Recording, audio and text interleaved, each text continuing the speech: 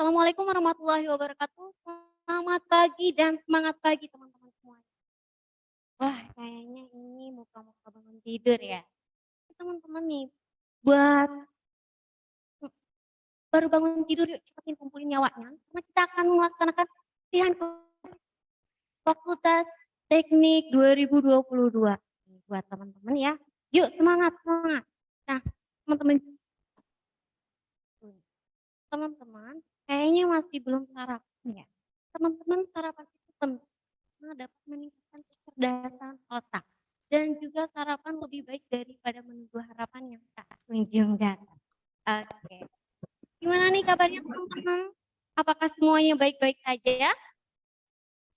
Gimana nih? Yuk ada on mic. Gimana nih kabarnya teman-teman?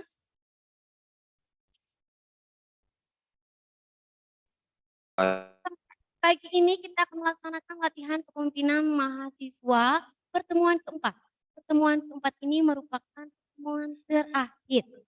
Jadi buat teman-teman ini harus semangat ya. Nah teman-teman, walaupun kita melaksanakannya secara daring, teman-teman harus tetap semangat dan fokus dalam menerima materinya. Oke? Teman. Sebelumnya Teteh berkenalan dulu ya. Perkenalkan nama Teteh Dini Andriani dari Departemen Pendidikan Badan Eksekutif Mahasiswa Fakultas Teknik periode 20. Oke teman-teman, yang selanjutnya kita akan menyanyikan lagu dan juga himne teknik kepada seluruh peserta latihan kepemimpinan mahasiswa Fakultas Teknik diharapkan duduk tegak.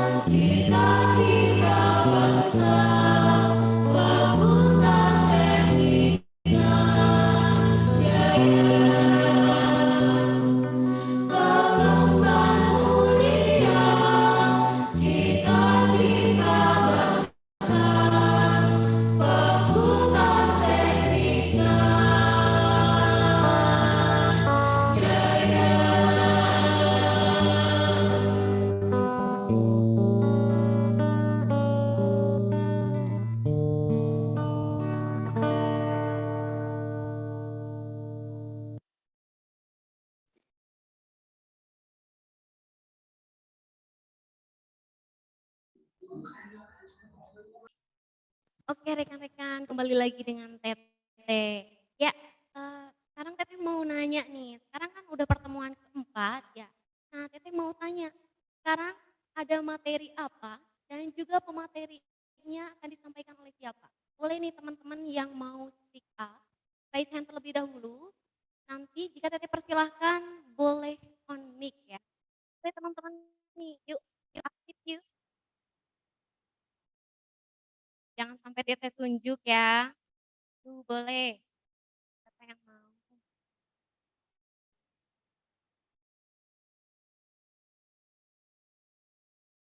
Wah, kayaknya ini nggak ada ya, nggak ada yang raise hand. Oke, sekarang Teteh tunjuk aja ya. Boleh pada kelompok 8 ya, atas nama Gaita.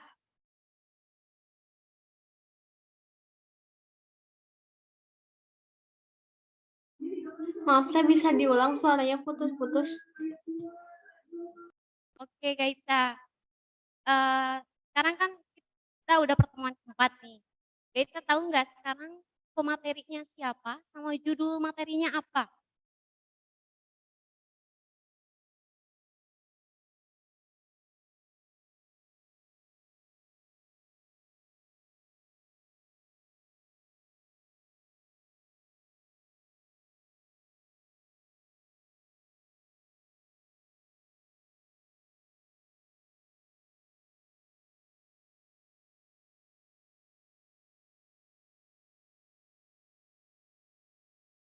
Gimana nih Gaita udah tahu? Izin menjawab teh. Sebelumnya perkenalkan, nama saya Gaita Zaira Sofa dari kelompok 8. Pemateri hari ini yaitu Bang Arman Maulana Yusuf, pengurus BEM FT Unsil 2022. Maaf, sebentar teh. Topik materi hari ini manajemen praaksi. Pematerinya Bang Anwar Rosadi ST. Terima kasih. Mohon maaf. Ada betul. Bukan Bang Arman ya, Gaita. Oke, Gaita udah siap nih buat ikutan LKM keempat ini? Siap, Teh. Oke, sip. Terima kasih kepada Gaita. Oke, teman-teman, jadi pertemuan keempat ini akan membahas tentang manajemen praaksi yang akan disampaikan materi kita, yaitu Bang Anwar. Oke, tanpa berlama-lama lagi, sesi pemaparan materi ini akan dipandu oleh moderator kita, yaitu Bang Arman persiapkan ya alat tulisnya karena, harus mencatat materi-materi karena ini materinya sangat luar biasa ya. Baik sekali lagi, kepada teman-teman ya untuk dipersiapkan dan untuk tak berlama-lama kita alihkan saja kepada moderator kita dan kepada Bang Arman Maulana saya.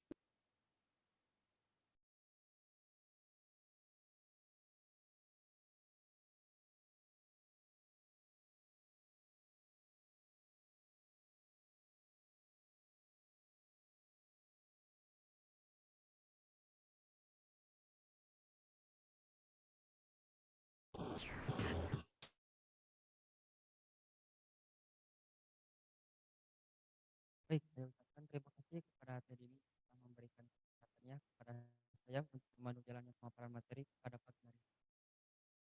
Baik, sebelumnya izinkan saya memperkenalkan diri terlebih dahulu. Nama saya Arman Maulana Yusuf dari Departemen Kastrat Badan Eksekutif Mahasiswa Fakultas Teknik Universitas Siliwangi periode 2000.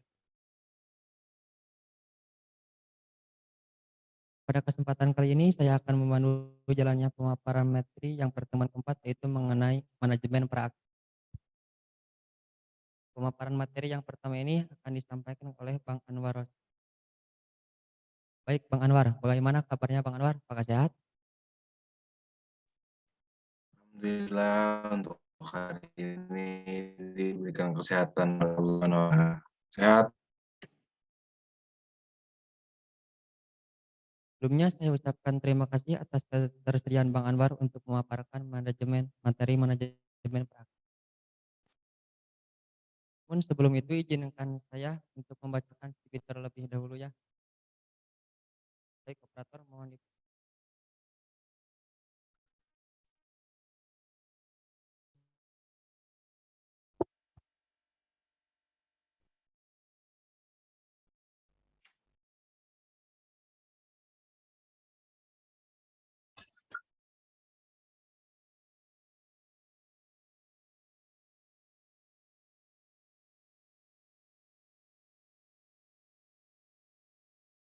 Oke, nama lengkap dari Bang Anwar ini yaitu Abang Anwar Rosadi. Jadi Bang Anwar ini telah lulus dari Universitas Siliwangi dari jurusan Teknik Elektro Fakultas Teknik pada tahun 2020 dengan IPK 3,44. Wah, luar biasa sekali ya teman-teman.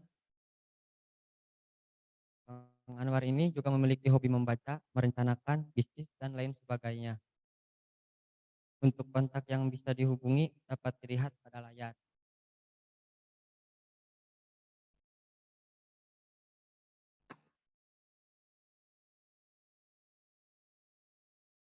Lalu Bang Anwar ini juga memiliki banyak skill antara lain SolidWorks, Dialog, AutoCAD, Microsoft Office, dan masih banyak lagi. Untuk pengalaman kerja Bang Anwar juga sangat banyak dan sudah profesional juga di bidangnya. Untuk selengkapnya langsung saja dapat jadi.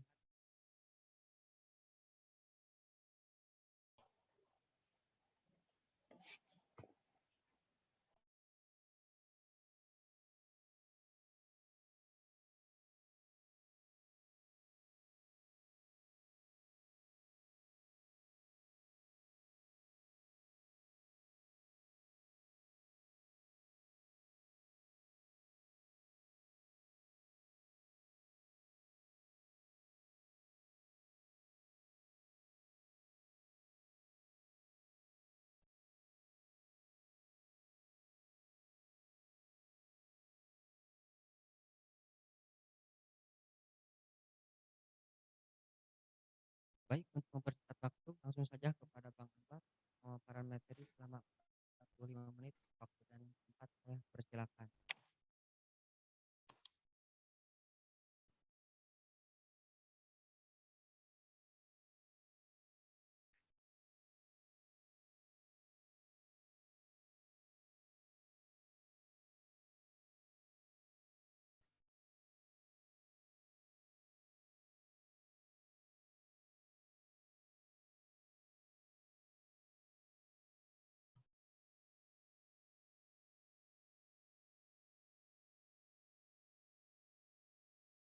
Sekali lagi pemaparan materi selama 45 menit waktu dan tempat saya persilahkan.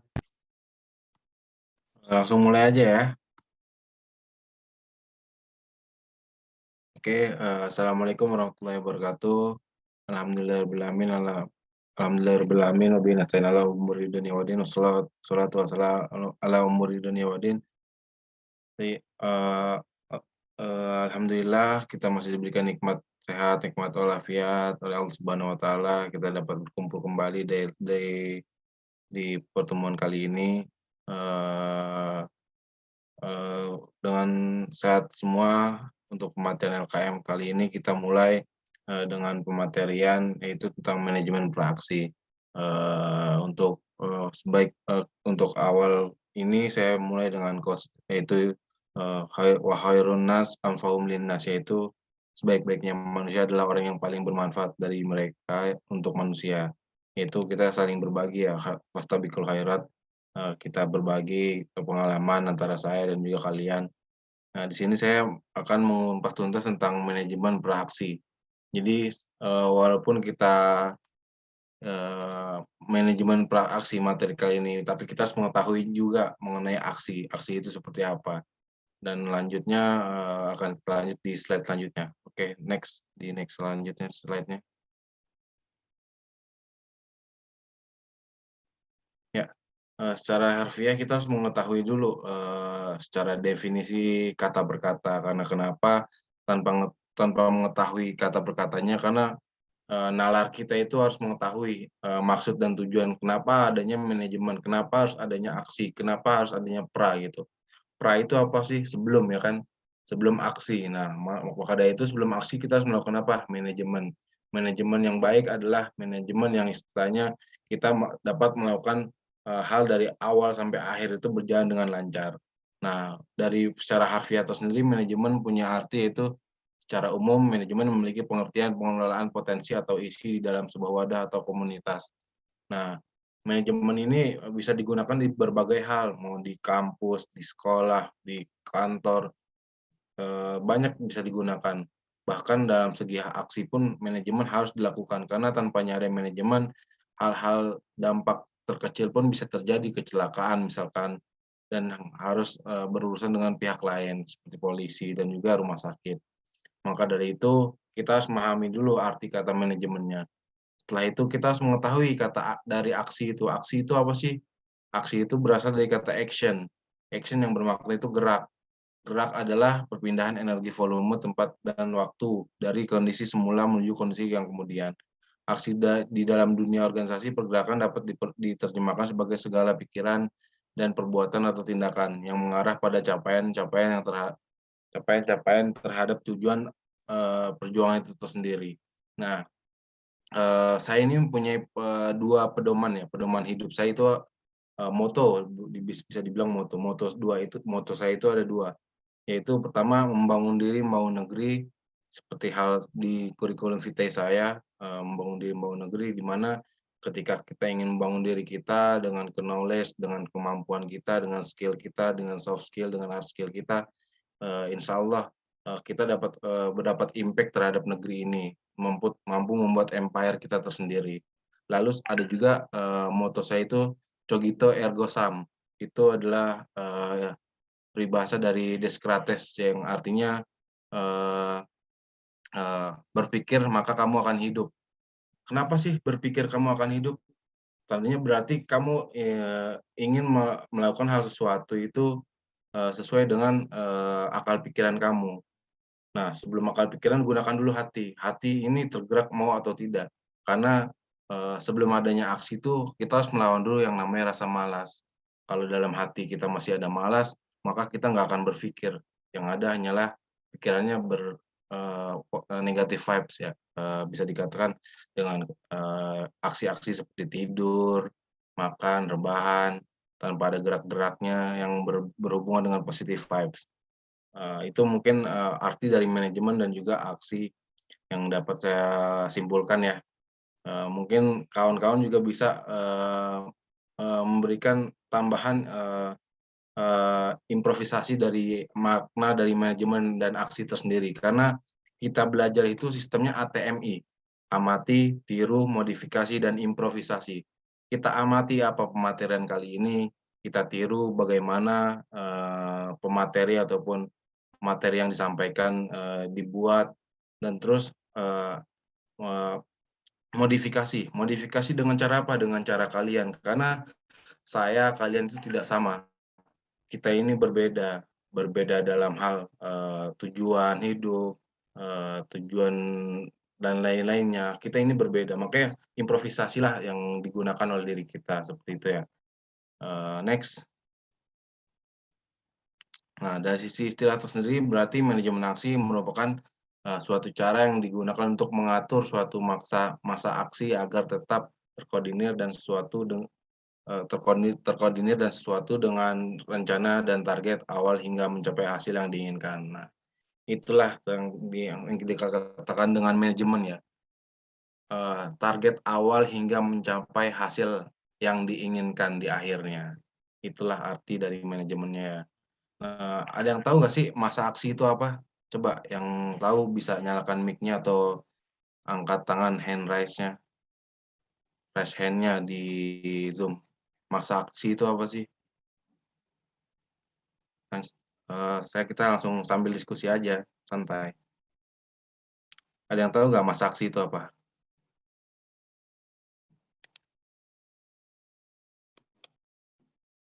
Nggak ada nih yang mau raise hand.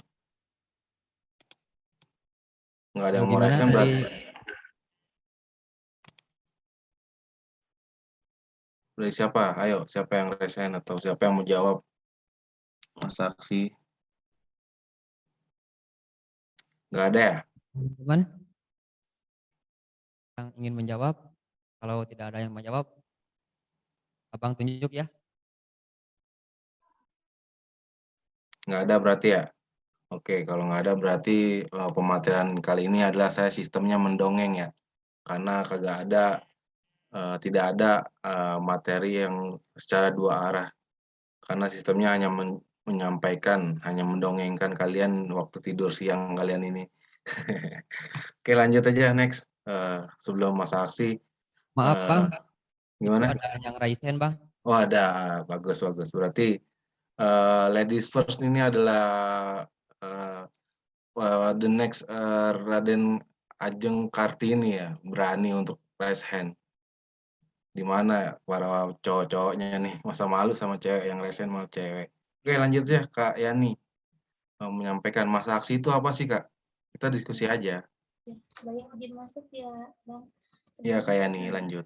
sebelumnya perkenalkan, saya Yani Siti Nur Fajrin dari kelompok 1 Prodi Informatika. Yang saya ketahui dari masa aksi itu, atau aksi masa itu adalah suatu model penyampaian, baik berupa gagasan, pernyataan, sikap, yang dilakukan dengan jumlah masa tertentu dan dengan teknik tertentu agar mendapatkan perhatian dari pihak yang dituju tanpa menggunakan mekanisme birokrasi konvensional. Seperti itu, Bang. Ya, betul. Itu adalah secara generalnya ya, Iya. masa aksi. Mungkin secara harfiahnya masa aksi itu adalah, kita-kita orang yang mengikuti aksi gitu. Kita-kita orang yang ikut aksi dalam, aksi demonstran seperti itu. Itulah yang dikatakan dengan masa aksi. Mungkin untuk, menambah lebih dalamnya bagi rekan-rekan semua yang mempunyai itikat baik karena, hal yang baik itu, mahasiswa adalah menggunakan waktunya dengan sebaik-baik mungkin, lebih banyak baca buku. Baca buku Tan Malaka. Tan Malaka itu adalah salah satu bapak, proklamator juga, Republik Indonesia. Mungkin kalian ada yang belum tahu tentang Tan Malaka, kalian bacalah buku-buku Tan Malaka yang akan menimbulkan rasa jiwa semangat perjuangan kalian selama kuliah. Nama bukunya ada, bukunya Masa Aksi, nanti kalian baca ya. Next, lanjut. Ya, latar belakang aksi tersendiri itu bisa terjadi kenapa sih? Karena ada sebuah problem yang istilahnya, harus terselesaikan gitu. Nah, kalau kalian nggak ada problem, tidak ada inisiatif dalam hati ataupun pikiran kalian ada problem, maka ya kalian bakal ya udah lost doll aja, let it flow aja ngalir. Kalian bakal mengikuti. Coba kalian ada inisiatif dari improvisasi dari diri sendiri, dari hati, dari pikiran kalian. Apa yang kurang dari kampus ini? Kita nggak usah jauh-jauh dari memikirkan hal pemerintahan, nggak usah jauh pikirin tentang tentang demo aksi yang di luar, tentang DPR. Hal terkecilnya adalah kampus kita. Hal terkecilnya itu di kampus apa sih yang kurang? Nah, itulah yang kita aspirasikan. Nah, terus setelah itu, setelah dari problematika yang kita dapatkan, misalkan di kampus nih, salah satu contohnya dulu kita perjuangan kakak-kakak tingkat kita melakukan masa aksi melalui audiensi dengan para pejabat struktural yang ada di fakultas, khususnya Fakultas Teknik, perihal tong sampah. Dulu Unsil itu amat kotor, jorok, sampah di mana-mana. Karena kenapa? Nggak ada tong sampah. Nah, hal terkecilnya seperti itu, karena ada problem yang harus diselesaikan. Kita harus memikirkan inisiatif hal terkecil dulu sebelum hal besar. Hal terkecilnya apa? Tong sampah. Akhirnya kita audiensi, kakak-kakak kita audiensi meminta untuk tong sampah. Menanyakan problematika kenapa di Fakultas Teknik khususnya di Unsil juga tersendiri tong sampah sangatlah minim. Oleh sebab itu terjadilah dialog dua arah yang akhirnya mahasiswa bisa mencapai titik akhirnya, titik darah juang namanya kalau dalam aksi katanya. Darah juang kita tuh berhasil gitu sampai titik darah penghabisan, tercapai tujuan kita. Akhirnya setelah itu tong sampah mulai beredar di mana-mana, mulai banyak tong sampah dan pembersihan lahan juga mulai bersih, disapuin setiap pagi. Kalian mungkin yang suka ngampus pagi, suka ngeliat kan ada yang suka sapu-sapu pagi, ngebersihin dedaunan. Coba lihat kalau dulu saya kan zaman transisi ya, zaman antara swasta ke negeri, tapi alhamdulillah saya udah di negeri di 2015. Itu kelihatan banget joroknya gimana Unsil itu dengan sampah dedaunan di mana-mana, sampah bekas makanan kantin, koperasi, Kopma di mana-mana. Akhirnya kita dari Fakultas Teknik inisiator untuk melakukan aksi. Aksinya kan ada banyak nih cara-cara aksi, nanti kita jelasin. Jangan asal ujuk-ujuk kita demo depan rektorat, demo depan dekanat. Kita mempunyai prosedurnya tersendiri, standar operasional prosedurnya. Nah, karena adanya problematika ini, matinya jalur penyampaian aspirasi dalam rangka pembentukan opini atau mencari dukungan publik. Nah, terus juga salah satu bentuk penyampaian aspirasi kepada pemerintah serta penyampaian pesan kepada masyarakat adalah dengan melakukan aksi massa yang tadi kita sampaikan ya. Aksi massa itu adalah dengan segerombolnya kawanan, rekanan, darah juang bersama menginginkan tujuan yang sama yang disampaikan oleh Kak Yani tadi. Nah, pada siapa? Kalau di ruang lingkup kecilnya siapa? Lembaga pendidikan, khususnya di kampus. Kampus ini adalah miniatur negara. Kenapa saya bilang miniatur negara? Karena semua strukturalnya itu berjalan, karena semua strukturnya itu ada gitu. Dari ketua himpunan, dari ketua BEM, ada presidennya, ada pengawasan presiden mahasiswanya, seperti itu. Makanya kalian ini adalah rakyatnya. Kalian tahu kan, di Indonesia kan dari rakyat, oleh rakyat, untuk rakyat. Nah, ketika rakyatnya nggak peduli, ya udah, kalian terima apa adanya. Kalian terima apa adanya, fasilitas adanya, itu yang harus kalian open minded ke arah sana ya. Karena tanpa adanya kalian ya kampus bukan apa-apa. Karena kalian lah rakyatnya gitu. Nah, pejabat struktural ini seperti BEM, ketua himpunan-himpunan dan juga BEM universitas itu adalah penjembatani antara kalian dengan para pejabat yang ada di lembaga di universitas kalian. Seperti itu. Nah, untuk lanjutnya langsung aja next. Lanjut next. Operator. Nah, sebelum kita melakukan manajemen pra-aksi ataupun aksi, kita harus mengetahui juga aturan hukumnya. Aturan hukum bagaimana kita ingin melakukan aksi ataupun manajemen pra-aksi. Karena kita belajar tanpa ilmu itu sesat gitu. Kita belajar tanpa ilmu itu sesat. Kita harus tahu dulu ilmunya, kita harus tahu dulu landasan dasarnya. Untuk mulai belajar itu harus ada tuntunan, ada bimbingan. Kalau dalam belajar agama itu istilahnya sanad lah. Kita harus ada sanadnya dulu, kalau nggak ada sanadnya belajar nanti, diajarnya sama yang, hal yang tidak baik lah, seperti itu.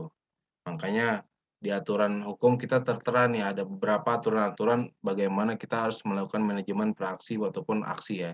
Pertama kita harus, mengetahui dulu Undang-Undang Nomor 9 Tahun 98 tentang kemerdekaan menyampaikan pendapat di muka umum. Beberapa hal penting dalam undang-undang ini, yaitu penyampaian pendapat di muka umum tidak boleh dilaksanakan di tempat tertentu. Antara lain di Istana Presiden, radius 100 meter, tempat ibadah, radius 150 meter, instalasi militer dan objek vital nasional, radius 500 meter dari pagar luar. Nah, jadi kalau misalkan kalian suka lihat kan, kenapa misalkan di berita-berita atau rekanan darah juang yang ingin demo misalkan di Istana Presiden, pasti udah ada penjagaan lebih dahulu dari aparatur negara untuk radius-radius tersendiri. Seperti yang kita ketahui dari aturan hukum ini ya, misalkan ingin demo di Istana Presiden radius 100 meter, baru boleh kalian menyampaikan aspirasi kalian. Kalau secara langsung tidak bisa. Nah, terus juga dilarang membawa benda-benda yang membahayakan keselamatan seperti sajam, molotov, dan lain-lain. Nah, seperti yang kita ketahui bahwa aksi kita itu bisa dikatakan aksi berjalan dengan baik dan mulus, itu aksi tanpa adanya anarki. Aksi tanpa adanya anarkis. Karena dengan adanya anarkis semua akan jadi chaos, akan jadi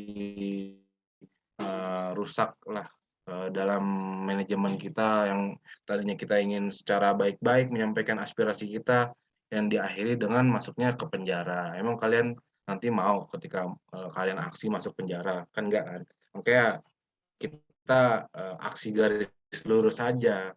Makanya kan teknik kenapa sih jarang banget mau turun aksi? Karena kita harus mentelaah lebih mendalam dulu kajian-kajian tersebut. Bukan dalam artian BEM Univ nih mau aksi ini, aksi itu ke gedung DPR.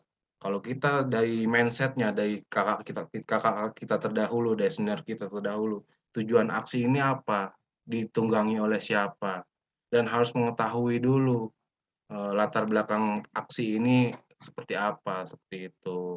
Dan juga lanjut ke aturan selanjutnya itu menyampaikan laporan atau pemberitahuan tulis terhadap kepolisian setempat. Jadi kalau misalkan kita mau lakukan aksi demo, demonstrasi, kita harus melakukan dulu persiapan administrasinya, seperti hal surat keterangan ke kepolisian, ke Polsek atau Polres terdekat. Lalu juga surat pemberitahuan tentang tujuan dan maksud aksi, waktu dan acara rute, jumlah masanya, penanggung jawab, aksi di mana dalam undang-undang ini 100 masa aksi 1 orang penanggung jawab. Jadi istilahnya penanggung jawab aksi massa ini tuh ada banyak. Perihalnya contohnya misalkan Unsil nih berangkat 100 orang, itu harus ada penanggung jawabnya tersendiri dari Unsil atau dari Fakultas Teknik khususnya ketika melakukan aksi. Oke, lanjut next. Oke, operator next. Ya, bentuk dan susun masa aksi. Masa aksi, aksi demonstrasi, aksi mogok makan, aksi damai, aksi mimbar, bebas, aksi teatrikal. Jadi sebelum kita mengetahui aksi itu, kita tuh dalam manajemen aksi kita harus mengetahui kita mau aksi seperti apa dulu yang kita lakukan. Apakah aksi mogok makan, aksi damai, aksi mimbar, aksi bebas, aksi teatrikal, itu gimana kalian aja.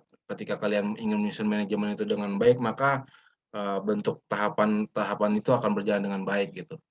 Perihalnya yang seperti contohnya saya pernah mengikuti aksi damai, pernah saya ikutin.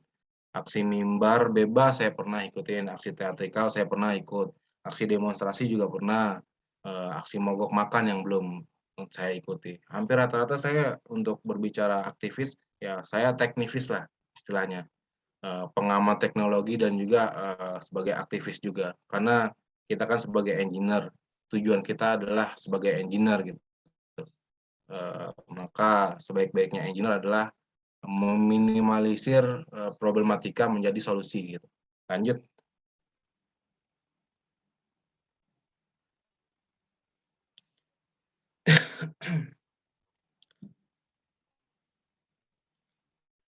Gimana nih? Lanjut, operator. Ya, tahapan aksi ya. Next lagi, next. Nah, ini tahapan-tahapan aksinya. Pertama itu praaksi, yaitu persiapan dan pematangan isu. Jadi praaksi itu yang dikatakan dengan praaksi adalah persiapan dan pematangan isu tersendiri. Jadi misalkan kalian ingin melakukan aksi nih, kalian manajemennya itu harus benar-benar baik, persiapannya secara matang gitu. Jangan sampai kita menyampaikannya itu masih mentah gitu. Perihal materi-materinya yang digiring dan juga materi yang udah kita bukukan gitu. Perihal contohnya kita persiapan-persiapan itu ada yang namanya agitasi propaganda. Agitasi propaganda itu apa sih? Ada yang tahu nggak? Coba dari para adik-adik semua, agitasi itu apa? Propaganda itu apa? Jawab aja, raise hand. Dipersilakan. Dipersilahkan yang mau menjawab pada teman-teman.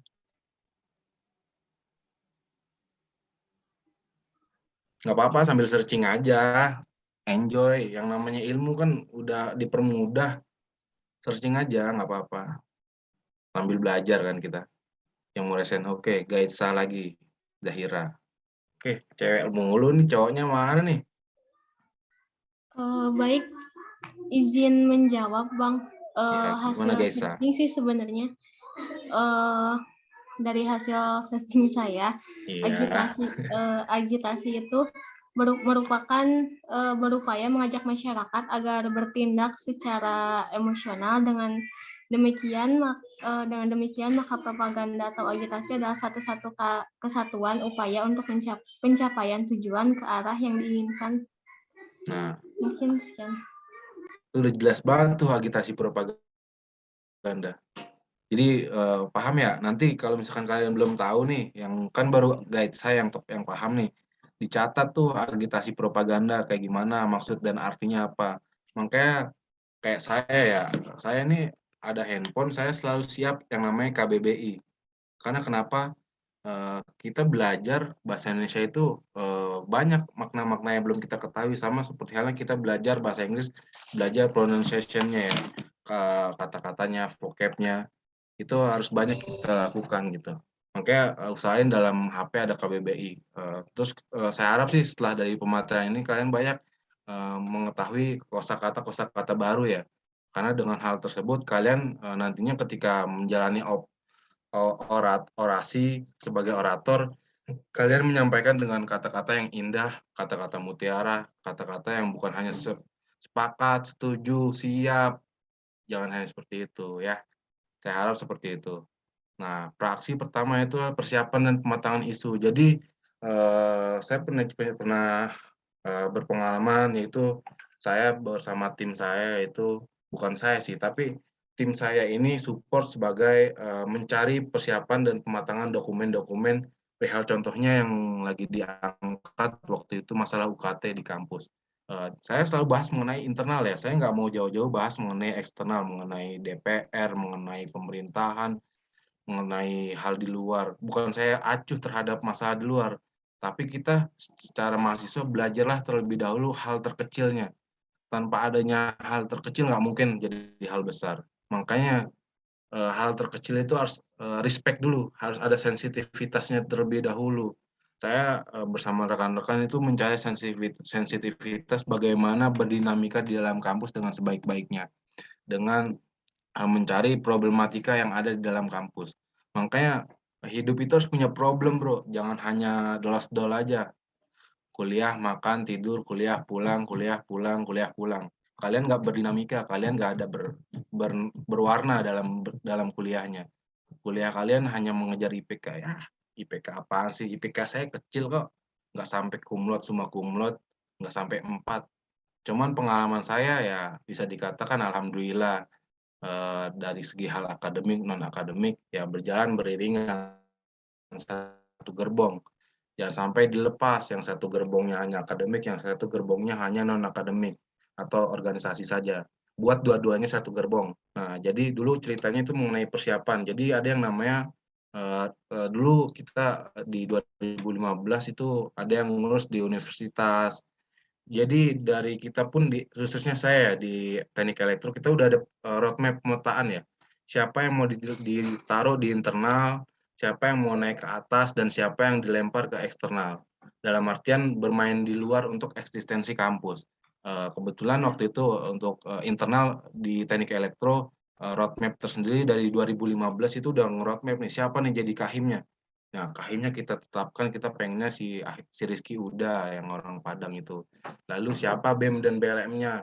Nah, BLM-nya ternyata Andi Setiawan, ketua angkatan kita yang ingin jadi ketua BLM pada saat itu. Lalu setelah itu di kancah universitas siapa yang berdinamika? Yang berdinamika itu Sidarto Parasian. Mungkin teman-teman masih ada yang kenal ya Darto Parasian, sebelumnya pernah diskusi sama kalian. Kalau saya kan udah jarang ke kampus karena kan saya sekarang domisili udah di Jakarta ya, seperti itu. Jadi semua tuh udah ada pemetaan-pemetaannya hingga akhirnya puncak-puncaknya si Darto mempunyai dokumen-dokumen dan pematangan materi untuk masalah UKT. Akhirnya timbullah tuh yang namanya audiensi akhirnya tidak goal juga, deadlock, barulah kita lakukan aksi demonstrasi. Nah, aksi demonstrasi itu kita lakukan selama 1 hari. Alhamdulillah setelah aksi demonstrasi itu berjalan, kita mendapatkan hasil targetan kita dengan cukup puas ya. Dan rakyat ini juga terbilang cukup puas. UKT-nya yang dari 4 juta turun jadi 2 juta, yang dari 1 juta turun jadi 500.000. Kan itu tujuan yang baik kan. Seperti itulah salah satu contohnya ya. Ini salah satu kilas flashback saya aja ya, perjalanan saya waktu kuliah dulu. Karena kuliah saya buat sangat berwarna lah, nggak hanya kuliah pulang tidur. Karena sayang kalian kuliah bayar, dapat fasilitas kampus, waktu 24 jam, tapi kalian hanya memanfaatkan waktu hanya kuliah pulang. Tapi tidak melakukan semaksimal mungkin. Lanjut next, setelah praaksi ada yang namanya pasca aksi ya. Next lagi coba. Ada yang namanya aksi. Nah, aksi kita lakukan demonstrasi, audiensi seperti itu. Nah, ini yang saya katakan ada penyusunan tim aksi juga ya. Nanti kita bahas di next slide-nya ya. Pertama ada praaksi, terus ada aksinya, dan juga ada pasca aksinya. Next. Nah, penyusunan tim aksi. Jadi di praaksi ini kita harus menyusun dulu siapa sih orang-orangnya yang disiapkan. Nah, pertama itu kita siapkan dulu yang namanya koordinator lapangan. Koordinator lapangan siapa? Yaitu yang memimpin aksi lapangan. Yang memimpin aksi lapangan berhak memberikan instruksi kepada peserta aksi. Mungkin yang kalian pernah lihat ya di rekan juang kalian yang ikut aksi massa, itu pasti ada yang namanya koordinator lapangan, biasa disebutnya korlap. Keseringan korlap itu diambilnya sama presmanya, biasanya kalau di luar-luar ya. Terus juga koordinator juga bisa juga sebagai orator. Orator itu siapapun berhak menyampaikan tuntutannya. Cuman biasanya orator diberikan tugas. Siapa nih yang jadi oratornya? Waktu aksi di internal ya, kita kan aksi mengenai UKT. Dari Fakultas Teknik menyampaikan orasinya itu oratornya saya, Anwar Rosadi, dan juga rekan saya dari Teknik Sipil yaitu Rida Mustafa ya. Itu rekan juangan saya dulu 2015, Teknik Unsil 2015. Saya, Rida, Upuy, Andi, wah pokoknya seru deh.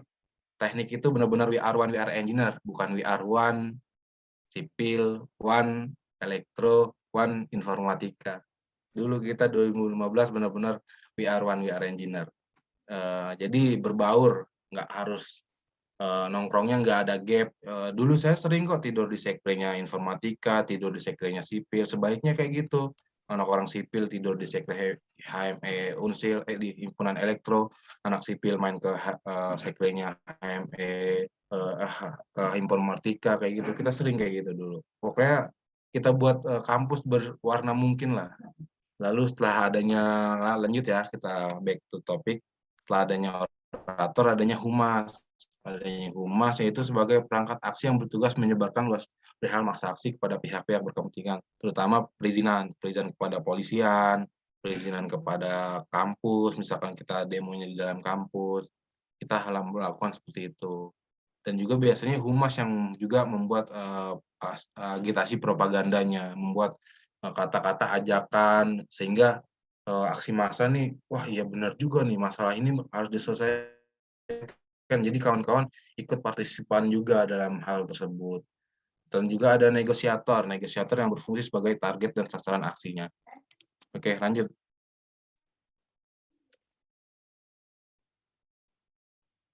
Lanjut.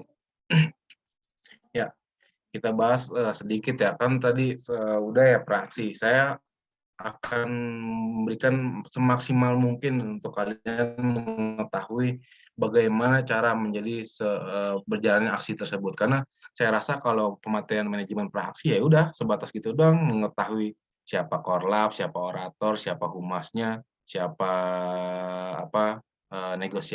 negosiatornya. Makanya saya akan memaksimalkan pematerian kali ini. Karena jarang-jarang materi disampaikan sama alumni kan, apalagi alumni yang terjun langsung juga experience-nya sesuai gitu dengan aksi massa di dalam lingkungan kampus. Saya harap ketika pematerian ini selesai, rekan-rekan semua, adik-adik saya semua bisa lebih aware dan juga care terhadap problematika yang ada di internal kampus ya. Jangan muluk-muluk kita mikirin tentang RUU KUHP, RUU apa yang ada di luar. Kita hal terkecil dulu lingkungan kampus, karena saya kan katakan kampus ini adalah miniatur negara, makanya manfaatkan waktu kalian di dalam kampus. Banyak diskusi sama senior-senior kalian, sama adik-adik kalian. Lalu kita bahas mengenai aksi. Aksi itu beberapa hal yang harus diperhatikan dalam pelaksanaan aksi, yaitu membagikan pesan yang telah dibuat seperti pamflet dan leaflet. Lalu juga berorasi dalam perjalanan dan di tempat tujuan akhir. Orasi adalah bagian dari penyampaian pesan aksi pada masyarakat luas. Lalu yel-yel dan menyanyikan lagu sebagai penyemangat masa aksi dan mendominasi menguasai suasana keadaan. Lalu audiensi ke pihak yang dituju dilakukan oleh perangkat aksi yang telah ditunjuk negosiator maupun yang jago dalam beraudiensi. Jadi setelah itu ada pembacaan press release. Hal ini biasanya dilakukan pada akhir aksi dan diharapkan dapat diliput media agar pesan yang kita dapatkan tersampaikan kepada halayak. Jadi paham nggak maksud dari aksi ini? Jadi pertama tuh kita buat pamfletnya dulu, kita buat ajakan-ajakan. Setelah buat ajakan, kita nanti di tempat, misalkan di depan rektorat, kita berorasi di depan rektorat dengan tujuan kita itu menyampaikan pesan-pesan kepada masyarakat, bahwasanya tujuan kita ini loh, kita pengen tong sampah di Unsil lebih bagus lagi. Kita ingin sampah-sampah di Unsil tersusun dengan rapi antara sampah organik ataupun sampah non-organik. Dan juga kita membuat lagu yel-yel atau nyanyian lagu yang membuat semangat dalam berdinamika selama masa aksi. Lalu juga audiensi ketika nanti kita bertemu dengan pihak pihak yang dituju, kita negosiasi apa tujuan dan keinginan kita gitu. Karena aksi ini dilakukan ketika yang namanya audiensi pertama itu ditolak. Kalian jangan asal main aksi. Ketika kalian ingin aksi, kalian harus tahu dulu track record perjalanannya. Perjalanannya ini sudah sejauh mana? Udah pernah audiensi atau belum? Nah, kalau misalkan tiba-tiba kalian ujuk-ujuk aksi tanpa adanya audiensi, nah, lebih baik saya sarankan jangan mengikuti. Karena kenapa? Ditakutkannya ada bendera di belakang, ada tunggangan di belakang. Makanya teknik tuh kenapa selalu mawas diri terhadap adik-adiknya. Teknik tuh selalu mawas terhadap rekanan-rekanannya. Karena yang namanya aksi kan nggak sembarangan gitu. Kita harus tahu dulu basicnya itu seperti apa, latar belakangnya seperti apa. Jangan sampai kita udah aksi katanya dapat bayaran nasi bungkus ya kan. Seperti itu. Lalu setelah audiensi ada juga pembacaan press release, yaitu kesepakatan lah antara kedua belah pihak yang bisa diliput oleh media. Lanjut. Lanjut, operator. Operator. Halo. Ya, setelah adanya praaksi, ada aksi dan juga ada pasca aksi, yaitu pasca di mana absensi sebagai pemastian terhadap jumlah peserta aksi yang terlibat selama pelaksanaan aksi. Terus juga evaluasi untuk mengetahui sejumlah mana tingkat keberhasilan dari aksi, dan juga rekomendasi dari hasil-hasil yang telah dicapai melalui aksi yang dikerangkakan menjadi sebuah masukan untuk gerakan yang akan dilaksanakan selanjutnya. Jadi setelah melakukan aksi, biasanya koordinator lapangan itu akan memastikan kembali pejuang-pejuang rekanan darah juangnya itu tetap sama gitu. Yang berangkat 10 ya balik harus 10, kayak gitu. Yang berangkatnya 100 ya balik harus 100, jangan sampai ada yang satu kelewat. Nah, itu adalah tanggung jawab Korlap untuk membantu ketika satu misalkan hal pahitnya ya ketangkap polisi atau meninggal dunia, itu tanggung jawab Korlap juga sebenarnya. Nah, next.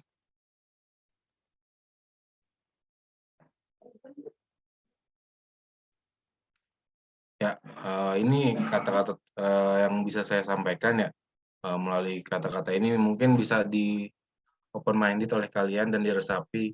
Aksi tanpa teori adalah anarki, teori dan aksi adalah omong kosong. Jadi semuanya harus berkesinambungan ya, antara aksi dan juga teori. Oke, sekian dari saya mengenai pematerian, saya kembalikan kepada operator. Wassalamualaikum warahmatullahi wabarakatuh.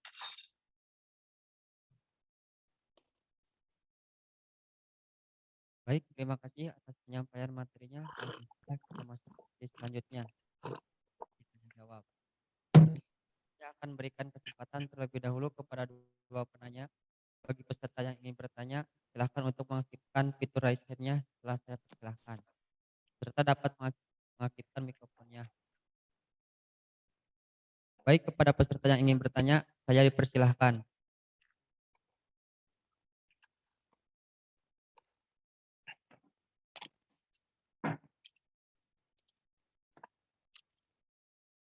Siapa dulu nih?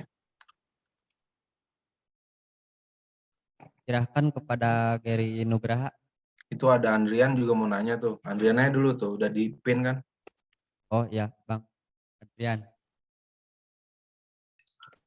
Baik, Bismillahirrahmanirrahim. Assalamualaikum warahmatullahi wabarakatuh. Perkenalkan, nama saya Adrian Malapoji dari kelompok 8 dari jurusan informatika. Pertama-tama saya ucapkan terima kasih kepada moderator yang telah memberikan waktu saya untuk bertanya. Kemudian saya ucapkan terima kasih juga kepada pemateri, materi yang sangat luar biasa gitu. Jadi menambah wawasan tentang manajemen peraksi buat saya. Ada yang ingin saya tanyakan. Yang pertama mungkin kenapa aksi demo di Indonesia identik tuh dengan kekerasan, misalnya dengan membakar ban di jalan, terus macet-macetan, terus merusak fasilitas umum juga gitu, dan dapat mengganggu ketentraman umum juga gitu. Kemudian yang kedua, kenapa gitu banyak orang yang ikut aksi cuma ikut-ikutan doang tanpa tahu isu yang dibahas itu apa gitu. Kadang ikut aksi itu cuma sebatas Instastory aja gitu. Betul. Iya, tanpa mendalami hal tersebut ya. Iya, tanpa mengikuti kajian dulu kan sebelum aksi juga ada persiapan juga, terus cuma ikut ke jalan doang, Instastory udah we gitu. Mungkin sekian, terima kasih.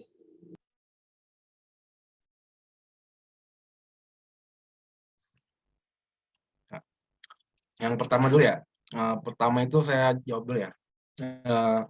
Andrian, kan tadi saya udah sampaikan ada macam-macam yang namanya bentuk aksi massa ya. Bentuk aksi kan ada macam-macam, ada aksi mogok makan, ada aksi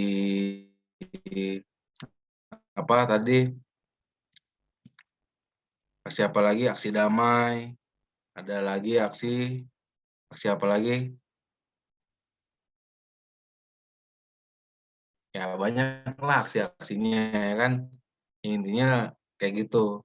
Nah, mengenai hal tersebut, balik lagi ke background dari yang mengajaknya tersebut sebagai tim yang melakukan masa aksi ini. Kita kan tadi kita sampaikan, kita kan harus mengetahui dulu manajemen praaksi. Sudah sejauh mana manajemen praaksi itu berjalan dengan baik. Yang tadi tujuannya manajemen praaksinya ingin melakukan aksi secara damai, tiba-tiba nih di tengah jalan, dia malah membuat kemacetan jalan. Tiba-tiba nih dia di jalan malah membuat bakar ban. Itu kan berarti manajemen praaksinya tidak dimatangkan secara matang. Tidak dilakukan dengan sebaik-baiknya. Dan itu biasanya suka ada oknum tersendiri. Nah, makanya itu tugasnya siapa yang untuk menenangkan ini? Tugasnya Korlap. Makanya Korlap itu tanggung jawabnya besar. Jangan hanya sembarangan mengumpulkan aksi massa tanpa mengetahui manajemennya dengan sebaik-baiknya gitu, Andrian. Jadi dari situ kita dapat mengambil kesimpulan ya, itu sebagai oknum tersendiri, dan juga baik lagi tujuan dari manajemen kalian itu mau ngapain ketika nanti aksi. Emang aksi tujuan dari awalnya emang pengen bakar ban kah? Atau seperti apa? Seperti itu ya jawaban yang pertama. Kemudian yang kedua itu balik lagi ke oknum juga sih saya rasa. Karena oknum tersendiri itu perihal ada yang namanya akademis, ada yang namanya aktivis. Ada terkadang orang yang namanya apatis gitu. Akademis, aktivis, apatis. Ini apatis yang tadinya apatis cuma pengen ikut-ikutan. Apatis pengen ikut jadi aktivis, apatis pengen ikut jadi akademis. Jadi seperti itu gitu. Makanya kalau misalkan memang pengen terjun itu pakai hati gitu. Kayak saya punya kata-kata itu, saya selalu berpedoman kayak gini ketika saya berorganisasi. Cintailah, eh, eh, gunakan berorganisasi itu dengan cinta. Karena kenapa? Dengan cinta maka akan timbul tersendiri yang namanya rasa chemistry antara kalian dengan organisasi tersebut. Tapi ketika kalian cintanya nggak maksimal terhadap organisasi tersebut, kalian nggak akan mendapatkan outputan yang maksimal terhadap organisasi tersebut. Perihalnya juga akademik. Kalian nggak cinta sama akademik kalian. Kalian bisa aja di tengah jalan putus. Karena kalian nggak mencintai perjalanan kalian itu tersendiri. Seperti itu ya Andrian jawabannya. Cukup cukup jawabannya? Ya baik, izin menanggapi lagi mungkin. Iya. Iya, yang berarti untuk tadi jawabannya berarti kembali lagi ke oknum juga gitu, kembali Ya. ke diri masing-masing juga. Berarti kalau terjadi di luar nalar atau mungkin itu kesalahan dari manajemennya juga, ya. Ya, terutama terhadap korlapnya. Karena korlap yang bertanggung jawab lebih terhadap berjalannya aksi massa. Ya terus Kalau kemudian misalkan yang korlap mengizinkan, berarti korlapnya nggak kredibel dong. Kan tujuan aksi massanya ingin dilakukan secara aksi damai. Berarti korlapnya nggak kredibel untuk dijadikan sebagai koordinator lapangan. terus Gitu ya. terkait pertanyaan kedua juga gitu, saya juga punya teman gitu yang ikut demo. Kenapa? Iya, terus Oh iya, makanya saya terus gimana? iya saya tuh nanya, kamu ikut demo apa sih itu apa? Ya kajiannya apa, itu isunya apa? Nggak tahu, saya cuma ikut-ikut doang. Itu makanya saya sangat menyayangkan hal-hal yang tersebut gitu. Ketika ada orang ikut aksi hanya ikut-ikut doang. Justru malu lah ketika kalian ikut-ikut doang dan di sana cuma bilang sepakat, siap, iya, dorong, dorong, dorong. Kalian tahu gak kayak apa gitu? Kayak pembantu, disuruh ini mau, disuruh itu mau. Ya kalian kan seorang akademis gitu. Kalian harusnya berpikir gitu. Apa yang kalian lakukan itu harus dipikirkan terlebih dahulu. Makanya ketika kalian mau aksi, kalian harus mikirkan dulu sudah sejauh mana kalian memperdalami hal tersebut. Dah intinya ke situ. Baik lagi kalau misalkan hanya ikut-ikutan, ya udah baik lagi. Berarti hal orang-orang yang bodoh tidak pantas disebut dengan akademisi. Seperti itu aja. Kalau saya sih menanggapinya. Makanya kenapa teknik selalu menahan ketika mau ada aksi. Teknik berapa nih siapin anggota aksi massanya? Ntar dulu. kita belum ada kajian, kita belum dikasih informasi mengenai kajian. Biasanya selalu kayak gitu, teknik paling belakangan untuk perihal aksi-aksi terlebih dahulu. Karena kenapa? Kita nggak mau sembarangan, karena yang berhubungan dengan aksi kita pakai otak, pakai hati, pakai keduanya gitu. Nggak cuma bawa badan, disuruh siap-siap doang, nggak berani orasi, malu lah kalau nggak berani orasi. Kalau kita berani orasi, berarti kita tahu terhadap materi ataupun permasalahan yang ada gitu. Berarti kita tahu problematika yang ada. Kalau kita cuma disuruh siap-siap doang, panas-panasan dibayar bungkus lagi. Oke, lanjut tuh. Udah mulai banyak yang nanya. Baik Bang, terima kasih atas jawabannya mungkin. Terus materinya juga sangat luar biasa gitu untuk saya yang belum kurang wawasannya dalam manajemen aksi gitu. Terima kasih banyak. Assalamualaikum warahmatullahi wabarakatuh. Bagus lah kalau bagi yang belum tahu jadi lebih tahu, yang udah tahu jadi lebih matang. Waalaikumsalam warahmatullahi wabarakatuh. Baik, selanjutnya kepada Geri Nugraha, persilakan.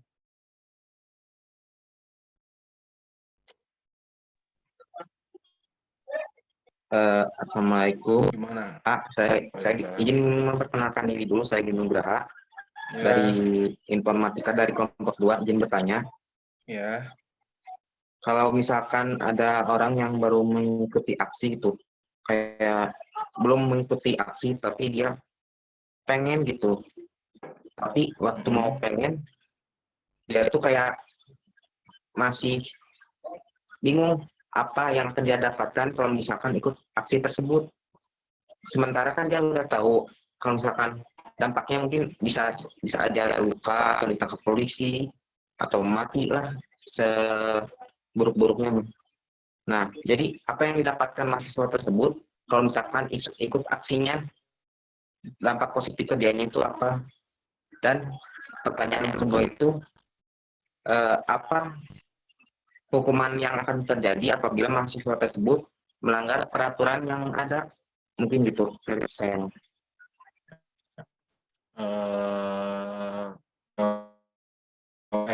Pertanyaan yang sangat luar biasa dari Gary,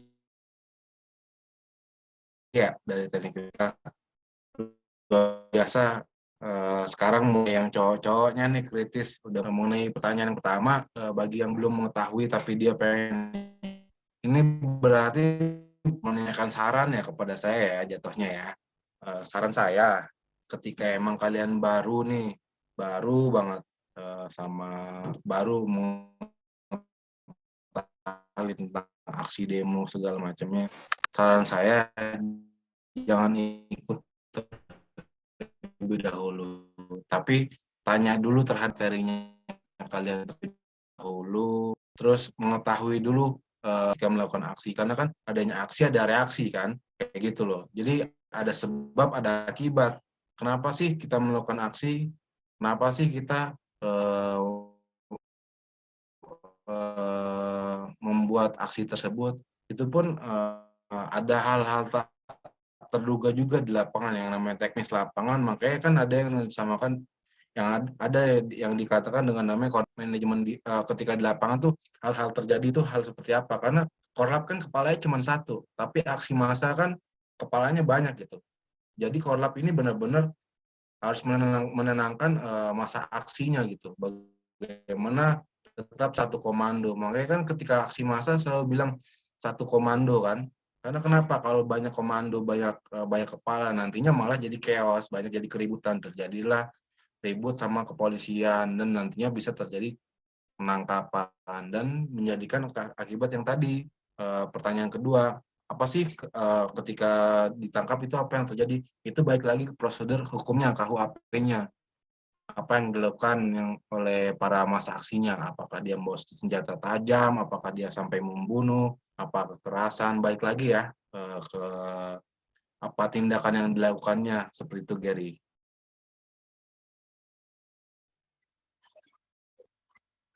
izin menanggapi ya. Jadi Ya. kalau misalkan kita dihukum itu, kalau misalkan gimana kita aksinya, kalau misalkan kita contohnya aja mukul sampai orangnya mati kita dihukum gitu, sama senjata kita dihukum gitu. Jadi hukuman itu gimana orangnya melakukan aksi aja Ya tetap gitu lah. dilanjutkan secara proses secara hukum. Ya ketika kalian membunuh, ya hukuman kalian ya hukuman KUHP pembunuhan. Ketika kalian melakukan kekerasan ya udah berarti KUHP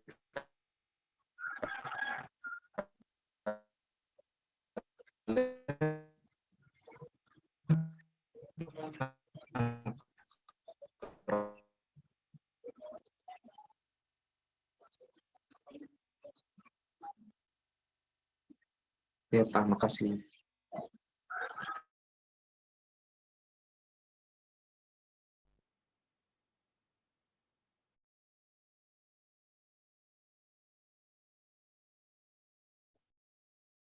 Baik, selanjutnya kepada Saudara Gaibta, dipersilakan.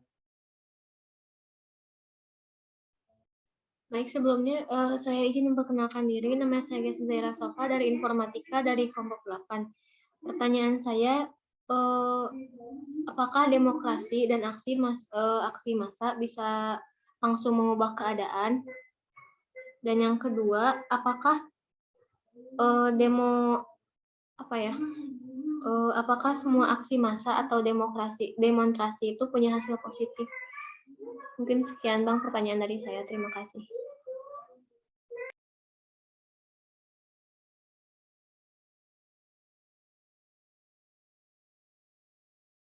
Sebelumnya mohon maaf ya, dari pemateri ada kendala jaringan sebentar.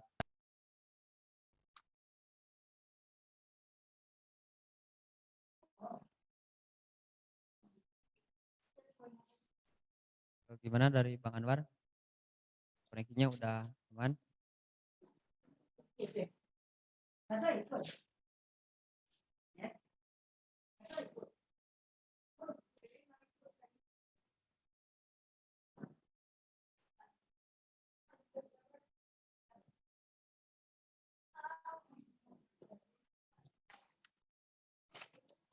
udah nyambung ya?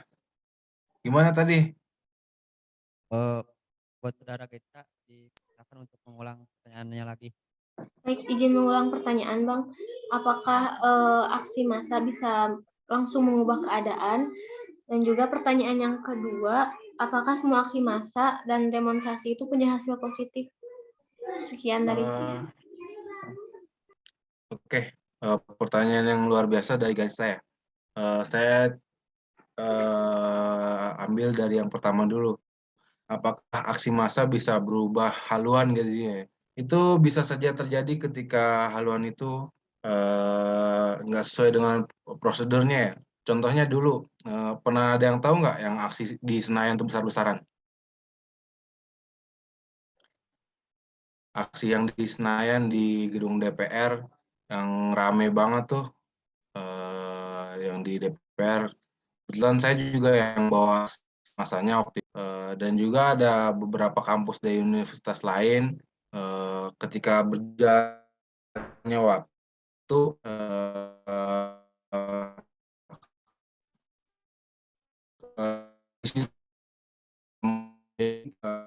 memutuskan untuk sudah nggak kondusif. Korlap yang baik itu adalah ya menyampaikan hal-hal yang baik juga gitu.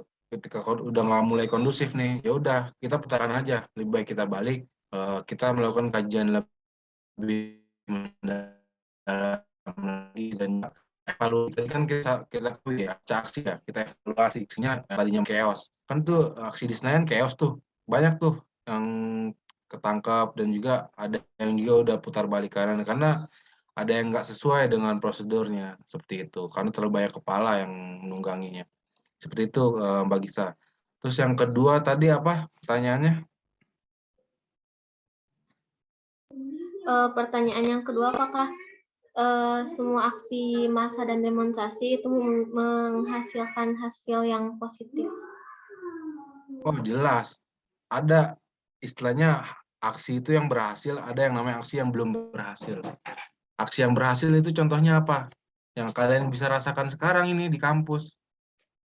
Itu adalah contoh darah juang senior-senior kalian terdahulu. Ya, angkatan saya dan juga angkatan-angkatan sebelumnya memperjuangkan UKT di semester 9. Coba tanya senior kalian itu yang lagi ada di BEM, yang ada di himpunan. UKT semester 9 itu kan pasti ada keringanan UKT kan? Benar nggak? Siapa operator? Bisa dibantu jawab. Benar nggak ada keringanan nggak?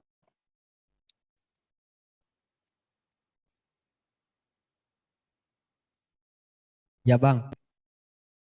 Ya kan ada keringanan. Nah, itu adalah salah satu bentuk darah juang rekan-rekan Fakultas Teknik yang berjuang bersama universitas memperjuangkan hal yang positif gitu. Ada aja pasti yang namanya aksi massa berhasil, ada yang berhasil, ada yang juga yang nggak berhasil. Alhamdulillah pada saat itu kita berhasil membantu UKT semester 9 itu dapat keringanan. Nah, makanya open minded dulu nih kalian semua nih, jangan anggap aksi massa itu hal yang buruk.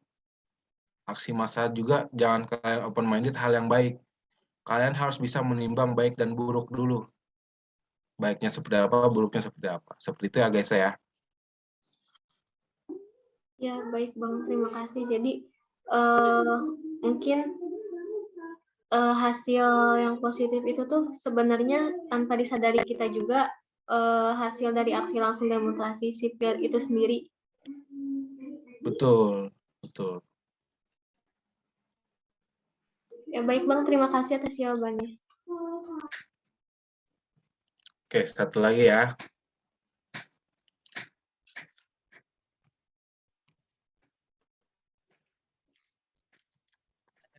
Pada Repa Silahkan. Baik, Assalamualaikum warahmatullahi wabarakatuh. Sebelumnya perkenalkan Waalaikumsalam. nama saya Reva Aremolana dari kelompok 8 dari Prodi Informatika. Sebelumnya saya ucapkan terima kasih kepada moderator yang telah memberikan saya kesempatan untuk bertanya. Dan di sini ada hal yang ingin saya tanyakan, yaitu apakah setelah terlaksananya sebuah aksi demonstrasi itu ada tindak lanjut yang dilakukan itu? Nah, jika ada, apakah tindak lanjut yang dilakukan itu selalu menghasilkan hasil yang sesuai dengan ekspektasi yang diharapkan oleh peserta aksi atau tidak? Mungkin cukup sekian. Terima kasih.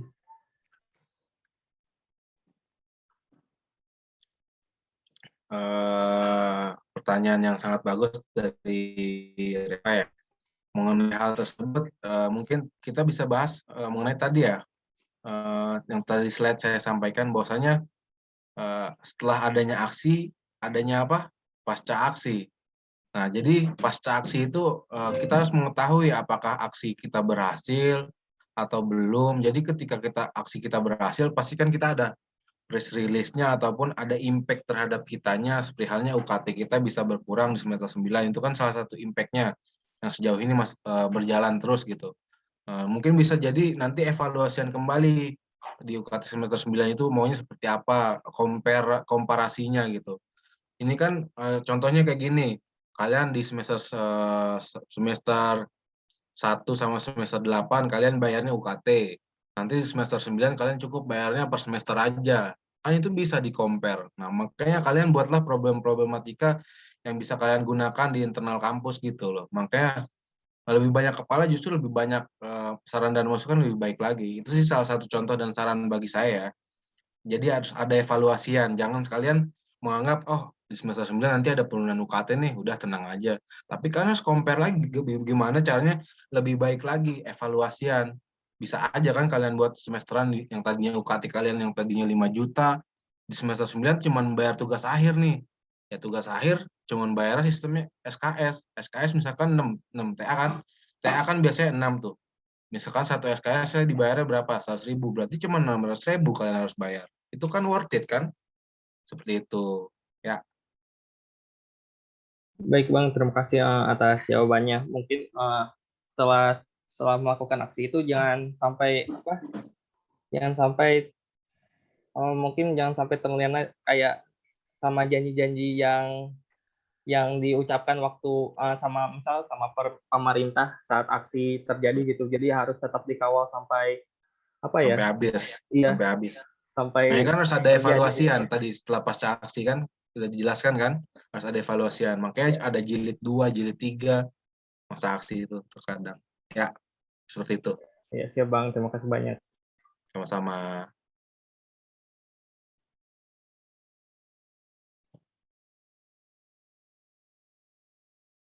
Baik, yang jawab kan. Oke, cukup ya. Paling udah lumayan yang banyak nanya. Kepada Bang Anwar bisa menyampaikan closing statement-nya.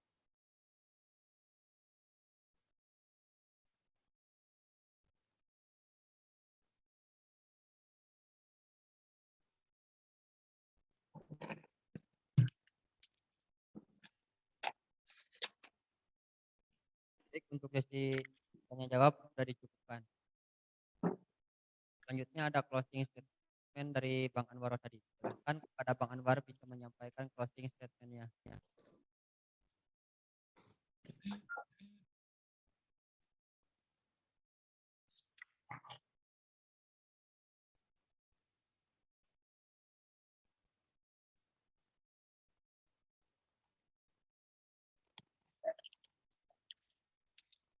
Ya, operator. Ini saya udah diizinkan untuk live atau belum? Ya Bang. Apa? Oh, untuk menyampaikan closing statement-nya Bang. Closing. Closing statement. Ya Udah, Bang. closing statement saya cuma satu aja. Cogito ergo sum. Berpikirlah, maka kalian ada. Baik, terima kasih kepada Bang Anwar tadi yang telah menyampaikan closing statement-nya. Selanjutnya saya akan membacakan kesimpulan.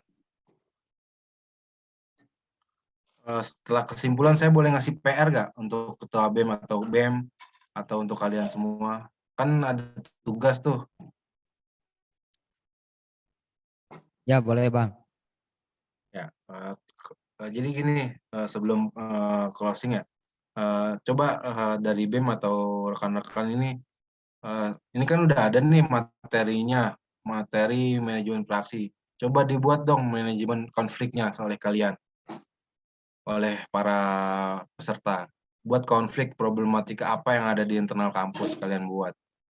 Kalian buat agitasi propagandanya, kalian diskusikan permasalahan yang ada, misalkan tong sampahnya kurang bagus nih atau gimana. Hal terkecil aja, nggak usah yang besar-besar. Nanti diaudiensikan oleh BEM BLM seperti itu ya. Udah sedikit aja deh saya closing statement-nya ya. Thank you. Dilanjut dari kesimpulan manajemen praksi. Jadi manajemen praksi adalah bagaimana langkah-langkah atau cara yang dilakukan sebelum memulai aksi.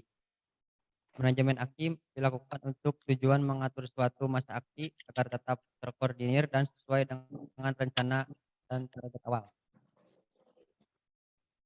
Manajemen ini terdiri 3 tahapan utama. 1. Praaksi, 2. Tahapan aksi, 3. pasca aksi. Satu yang saya kutip dari pemateri kita hari ini yaitu aksi tanpa teori adalah anarki.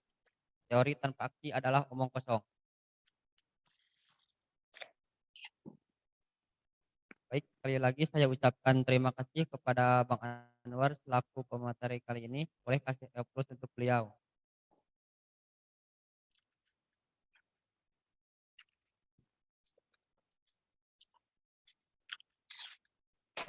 Sebelum kita tutup, ada sedikit kenang-kenangan sekaligus ucapan terima kasih dari kita. Silahkan operator bisa menampilkan.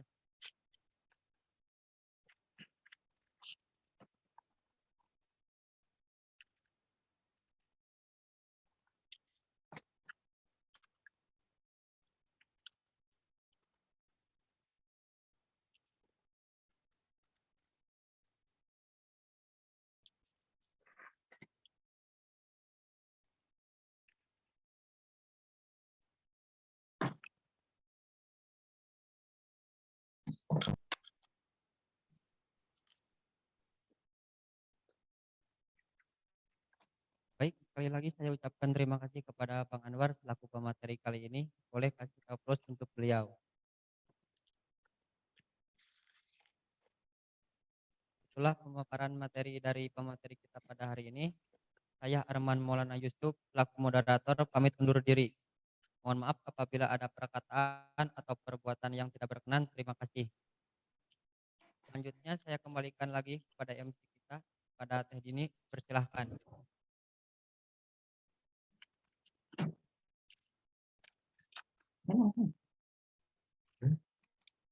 Beli mana?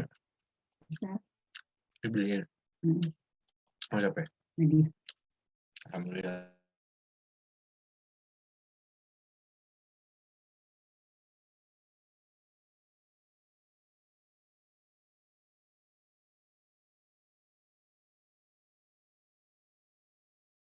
Terima kasih kepada pemateri yang telah menyampaikan materi yang sangat luar biasa pada pagi hari ini. Kepada Bang Anwar, saya ucapkan terima kasih yang telah menyampaikan manajemen praaktif. Dan tak lupa juga saya ucapkan terima kasih kepada moderator kita, yaitu Bang Arman Maulana. Oke, teman-teman. Saya pengen tahu nih kesan dan pesan dari teman-teman selama mengikuti kegiatan LKM. Boleh nih, ada yang mau speak up nggak? Atau mau Teteh tunjuk lagi? Satu cewek, satu cowok ya.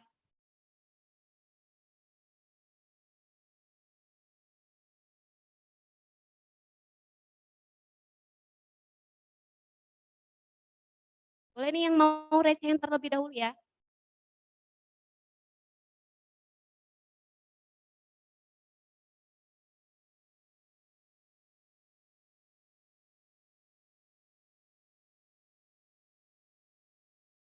Oke, kayaknya ini nggak ada yang raise hand ya. Teteh tunjuk saja ya. Boleh ke kelompok 11 yaitu Dina Star Arum.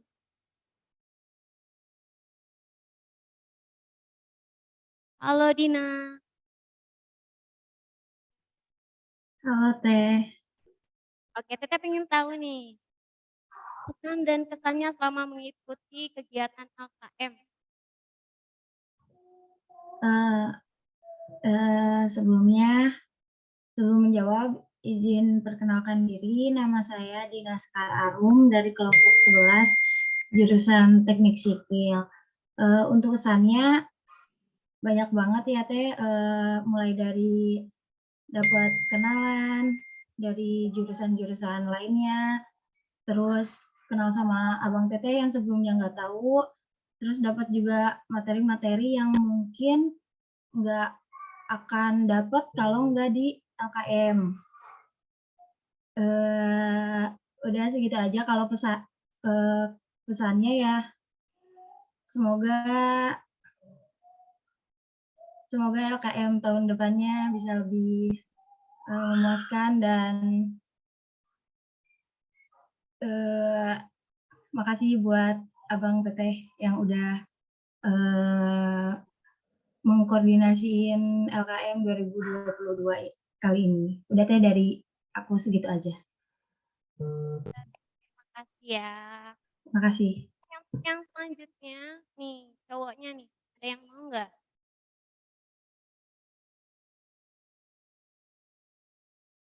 Oke, kita tunjuk lagi ya. Di kelompok 5, yaitu ada Alfa Fauzi Rahman. Boleh nih, hai Alfa. Hai Teh, Oke, kita pengen tahu nih kesan-pesan selama mengikuti kegiatan LKM dari Alfa gimana? izin menjawab Teh. Sebelumnya perkenalkan, nama saya Alfa Fauzi Rahman dari kelompok 5 jurusan Teknik Sipil. Untuk kesan LKM, untuk kesannya seru Teh, bisa berkenalan dengan orang-orang banyak dari jurusan lain, bisa lebih dekat gitu Teh. Selama LKM ini, seperti contohnya yang waktu mengerjakan tugas kelompok kemarin, terus bisa kenal sama abang-abang dan teteh-teteh yang sebelumnya belum kenal gitu.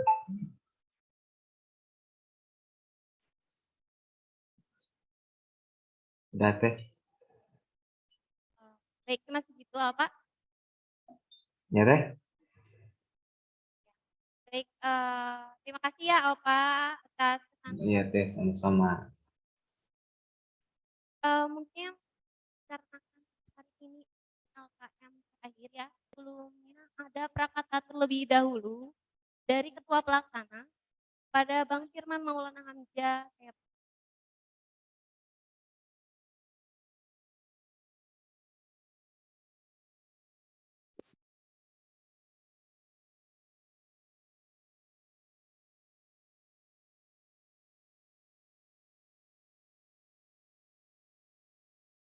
Baik, Assalamualaikum warahmatullahi wabarakatuh.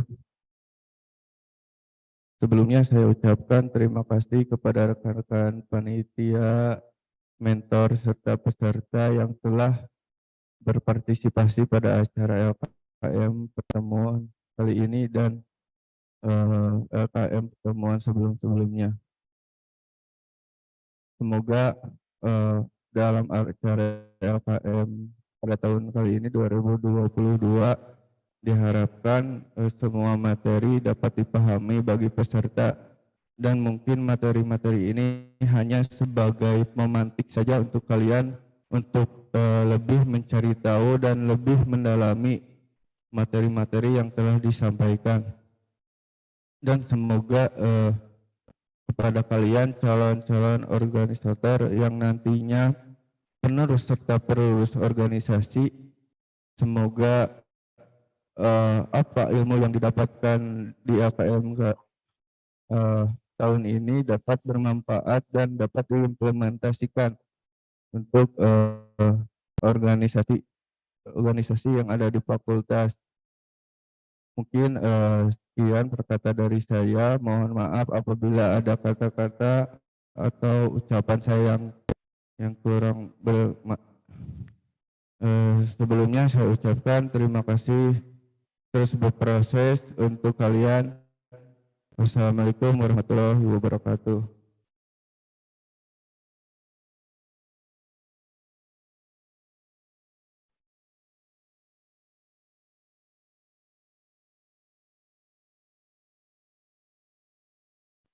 Baik, saya ucapkan terima kasih kepada Bang Firman Maulana Hamzah yang prakatanya. Untuk yang selanjutnya yaitu ada prakata serta penutupan LKM FT 2022 oleh Ketua Badan Eksekutif Mahasiswa pada Bang Muhammad Naufal Endidros. Ya,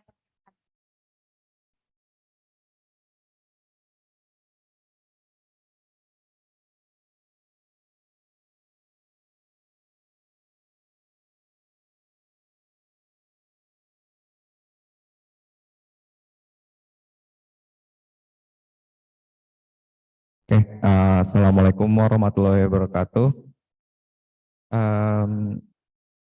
Yang saya hormati mungkin Komisi 3 BLM yang sudah hadir pada kegiatan LKM terakhir kali ini, dan juga teman-teman panitia lain yang saya banggakan, dan para peserta semua, terima kasih sudah menyempatkan waktunya untuk hadir dalam pertemuan LKM terakhir ini. Di sini kita sudah menjalani total sekitar 4 pertemuan formal dan juga pertemuan mentoring. Ada beberapa materi-materi dan muatan-muatan yang sudah ditanamkan ke kalian semua, baik dari segi penanaman nilai-nilai kemahasiswaan dan juga nilai-nilai kemanusiaan. Dan juga yang harus dipahami oleh kalian semua sebenarnya yang namanya self improvement dan peningkatan kualitas diri. Jadikan kegiatan ini itu menjadi satu batu loncatan ke kalian dari yang sebelumnya belum paham, yang sebelumnya belum tahu. Jadi dapat mengetahui dan dapat paham tentang apapun itu yang memang sudah ditanam-tanamkan oleh abang-abang dan teteh-teteh semuanya. Dan juga terakhir mungkin ya dari saya, jadikan apa ya namanya pengkaderan ini jadi tahap terakhir. Jadi pengkaderan ini sekarang LKM ini tahap terakhir, dan jadikan ini jadi pengembangan diri kalian. Kalian sudah mau punya adik lagi, adik 2022. Nah, jadi harus pahami dan benar-benar apa ya, tahu untuk nanti kalian ke adik kalian yang 2022 ini mau memberikan apa gitu. Muatan-muatan seperti apa yang pengen kalian berikan sebenarnya gitu loh. Paling itu saja sih yang bisa saya sampaikan. Mungkin terakhir ya, untuk kegiatan latihan kepemimpinan mahasiswa Fakultas Teknik 2022 resmi saya tutup.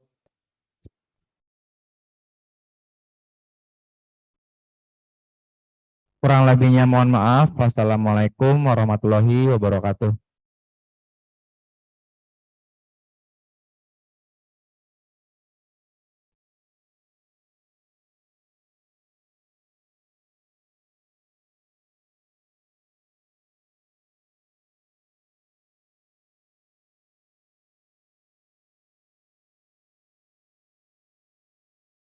Saya ucapkan terima kasih kepada Ketua Badan Eksekutif Mahasiswa Fakultas Teknik yang telah menyampaikan kata menutup acara pada kali ini. Nah, untuk yang selanjutnya yaitu ada tambahan dari tim kedisiplinan. Pada tim kedisiplinan saya persilakan.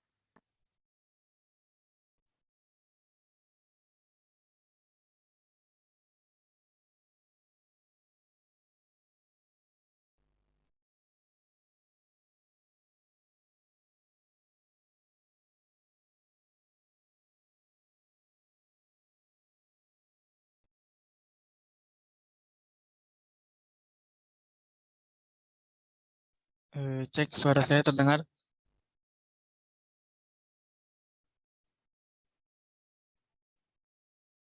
Lanjut saja. Buat sekarang ada sesi pengabsenan dimulai dari kelompok 1. Buat kelompok 1 bisa raise hand dan ketua kelompoknya on mic.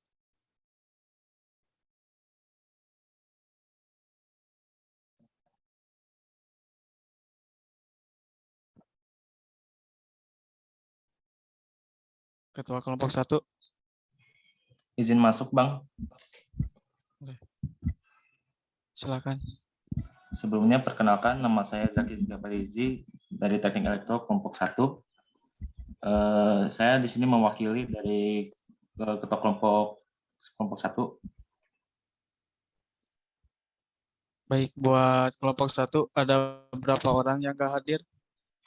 Dari menjawab, dari jumlah anggota ada 19 orang, yang hadir itu ada 15 orang, 4 orang tidak hadir, diantaranya itu Jaka izin karena lagi ada acara keluarga, kemudian Aditya izin karena lagi di perjalanan ada acara keluarga, Elgi tidak hadir karena ada latihan kejuaraan di Cirebon, dan Andika izin karena ada acara keluarga. Sekian, Bang. Baik, terima kasih. Buat kelompok 1 bisa turun. Buat selanjutnya kelompok 2. Anggota kelompoknya bisa raise hand dan ketua kelompoknya on mic.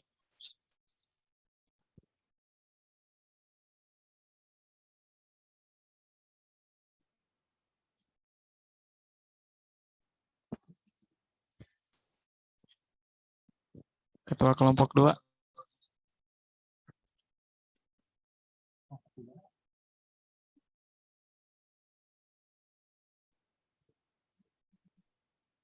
Pak, izin mewakili. Mungkin ketuanya lagi jaringannya jelek. Izin memperkenalkan diri dulu, saya Jani Nugraha dari Teknik Support dari Informatika. Suaranya kecil.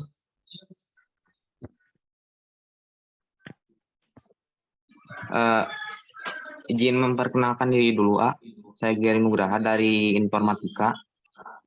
Ketuanya kayaknya jaringannya terkendala. Jadi saya wakilkan aja dulu ya.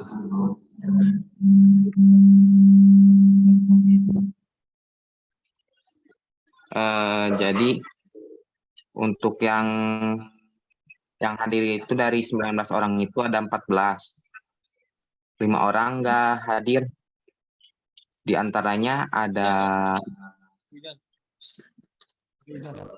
Adang Tosin, ada izin, ada acara katanya. Terus ada Lutfi Julpian, izin telat masuk room katanya teh. Tapi udah masuk dah. Terus teh ada Yogas, izin tidak masuk katanya sedang ada membantu ortu kerja.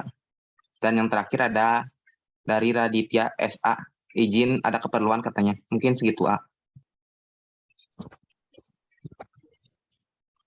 Baik, terima kasih. Buat kelompok 2 bisa turun.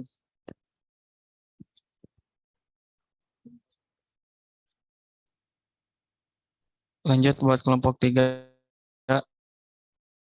Anggota kelompok 3 bisa raise hand dan ketua kelompok on.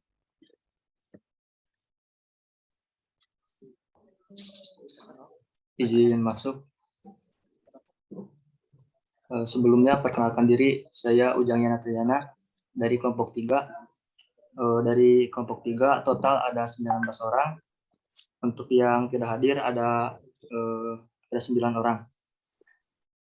Yang pertama ada Azmi, acara keluarga. Yang kedua ada Adityo, keluar kota ada acara keluarga.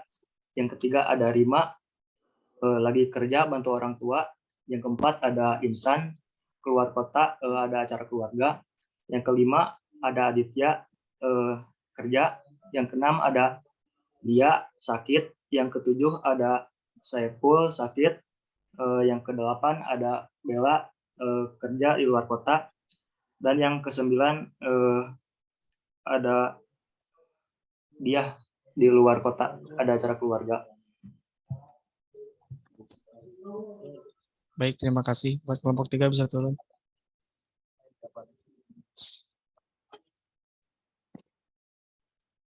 Buat selanjutnya kelompok 4 bisa raise hand dan ketua kelompoknya on mic.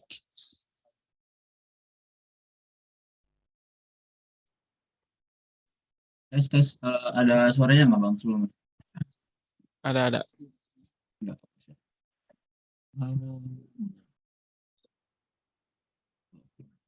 Untuk perkenalkan, nama saya Abdurrahman Ali dari kelompok 4, Prodi Informatika.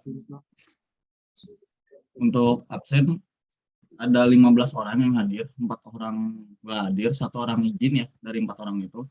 3 orangnya itu, oh ya 1 kerja, 1 izin ngantar adiknya ke pondok, 2-nya lagi nggak tahu kemana. Siapa aja namanya itu teh? Itu benar, ada ini. Yang nggak ada itu Rahmat, terus Erik tadi kerja, dengar kabar emang. Lutfi yang nggak ada kabar itu sama Rahmat, terus sama Aldin Bang, Aldin Maulana Sidik, dia nganterin adiknya. Baik, terima kasih. Buat kelompok 4 bisa turun.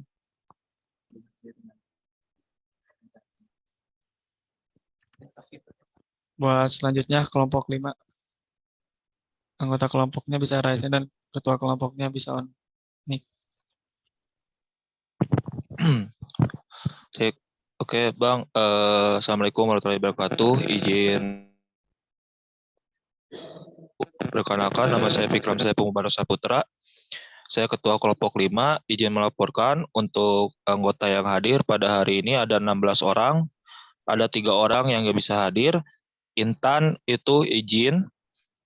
Lalu untuk 2 orang lagi, Jaharan itu nggak ada keterangan. Untuk Dikri itu yang kemarin sudah dikasih tahu bahwa mau nggak ikutan LKM itu, mengundurkan diri dari LKM. Mungkin itu Bang laporannya Bang.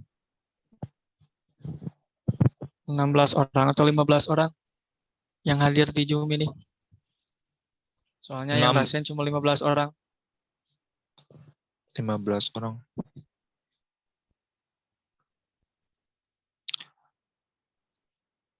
Ada yang ini, satu orang tidak raise hand kayaknya, yang atas nama Andre Taufik Firdaus. Baik, terima kasih buat kelompok 5 bisa turun. Ya Bang, terima kasih. Buat selanjutnya kelompok 6. Anggota kelompok 6 bisa raise hand dan ketua kelompoknya on mic.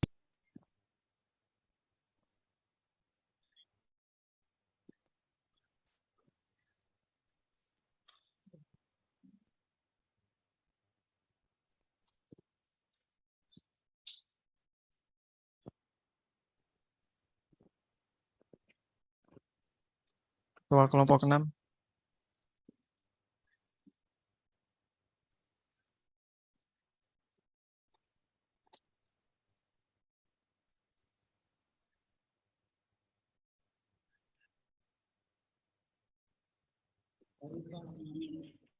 Ketua kelompok 6 siapa? Atau yang mewakilinya?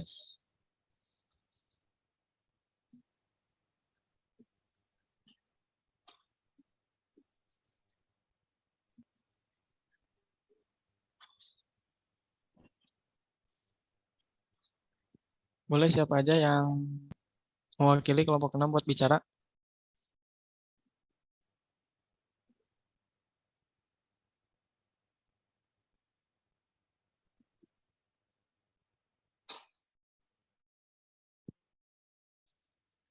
Reja, boleh on mic Reja sama on cam.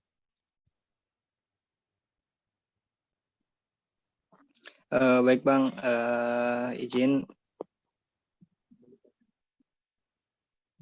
untuk kelompok 6. Sini ada 11 orang ya yang hadir. Mungkin ketua kelompoknya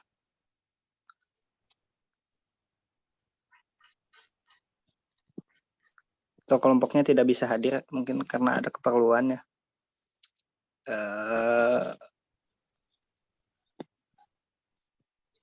Mungkin segitu Bang. Siapa ketua kelompok 6? Ketua kelompoknya Pak Harul. Boleh, makasih buat kelompok 6 bisa turun. Oke.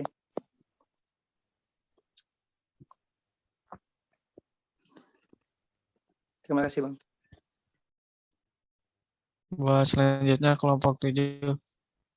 Anggota kelompok 7 bisa raise hand dan ketua kelompoknya on mic.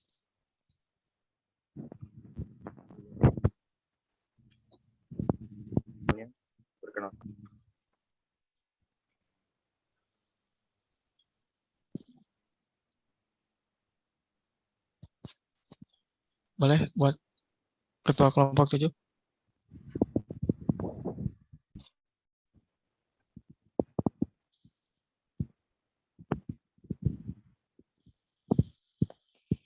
Halo, tes. Ada. Hadir Bang.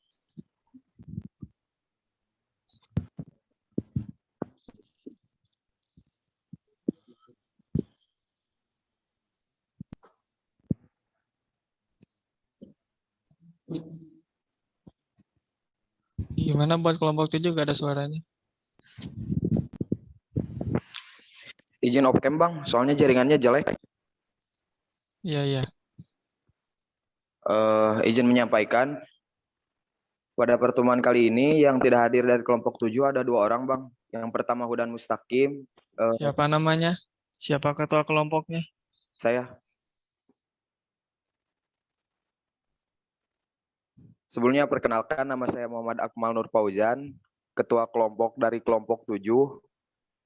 Izin mengkonfirmasi Bang, pada pertemuan kali ini yang tidak hadir dari kelompok 7 ada 2 orang.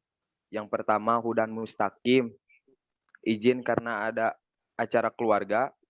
Yang kedua Didah, izin karena sedang di luar kota Bang.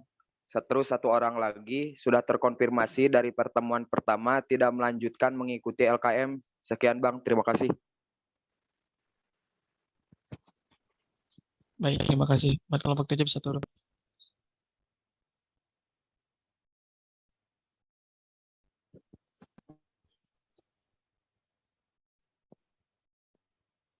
Buat selanjutnya kelompok 8, seluruh anggota kelompok 8 bisa raise hand dan ketua kelompoknya on mic.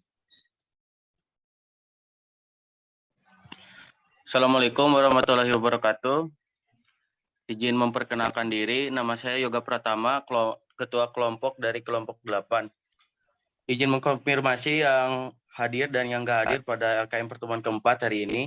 Yang hadir ada 16 orang, untuk yang tidak hadir ada 3 orang. Yang tidak hadir atas nama Muhammad Yogi Prayoga, izin karena ada acara keluarga. Kemudian Alisa izin karena sedang dalam perjalanan keluar kota. Kemudian yang ketiga Fikri Ajis Bilgrami izin karena ada acara keluarga. Terima kasih Bang.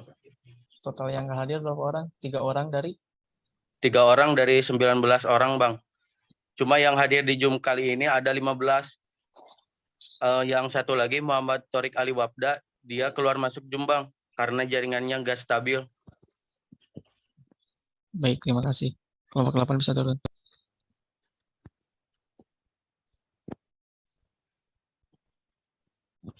Buat selanjutnya kelompok 9, seluruh anggota kelompok 9 bisa raise hand dan ketua kelompoknya on mic.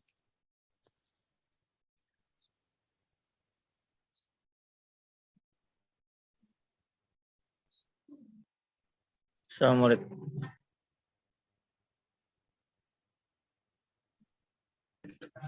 Perkenalkan, saya Ketua Kelompok 9, nama saya Rian Muhammad Faisal.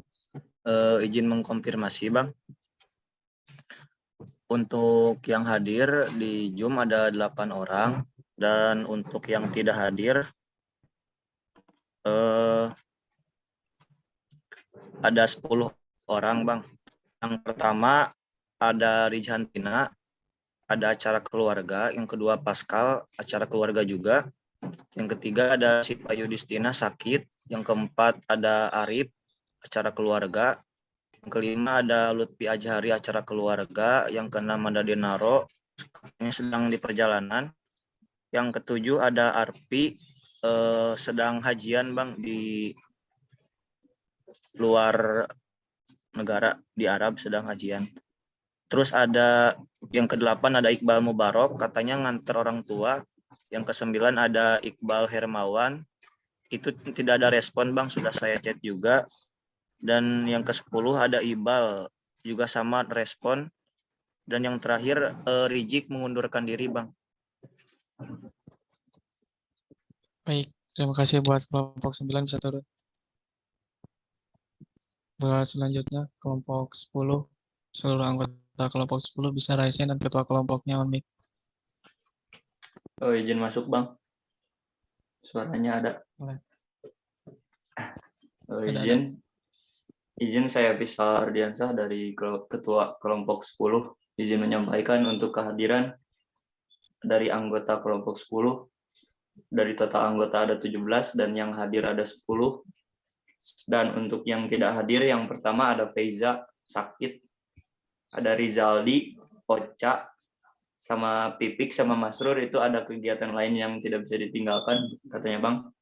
Dan 2 lagi ada Joan sama Teguh tanpa keterangan, sudah di follow up juga tapi nggak ada respon Bang. Baik, terima kasih buat kelompok 10 bisa turun. Baik, terima kasih Bang. Buat selanjutnya kelompok terakhir, seluruh anggotanya bisa raise hand dan kota kelompoknya on mic.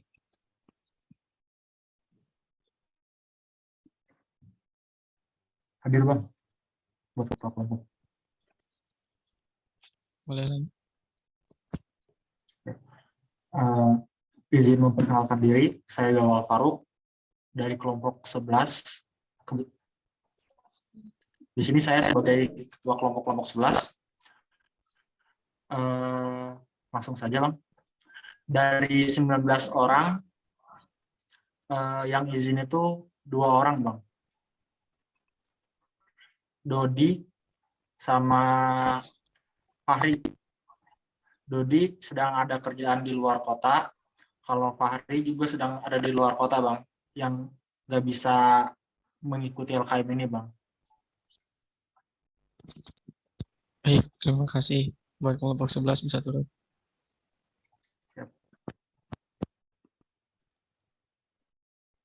Buat selanjutnya ada sedikit evaluasian dari rekan saya. Pada Sandi saya persilahkan.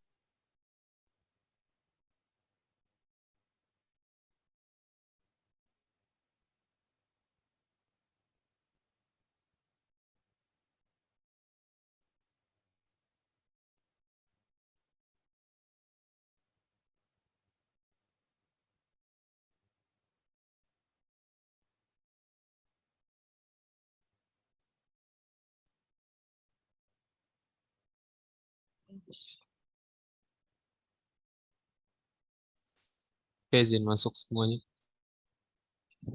Sini saya akan mengevaluasi yang pertama soal partisipan ya.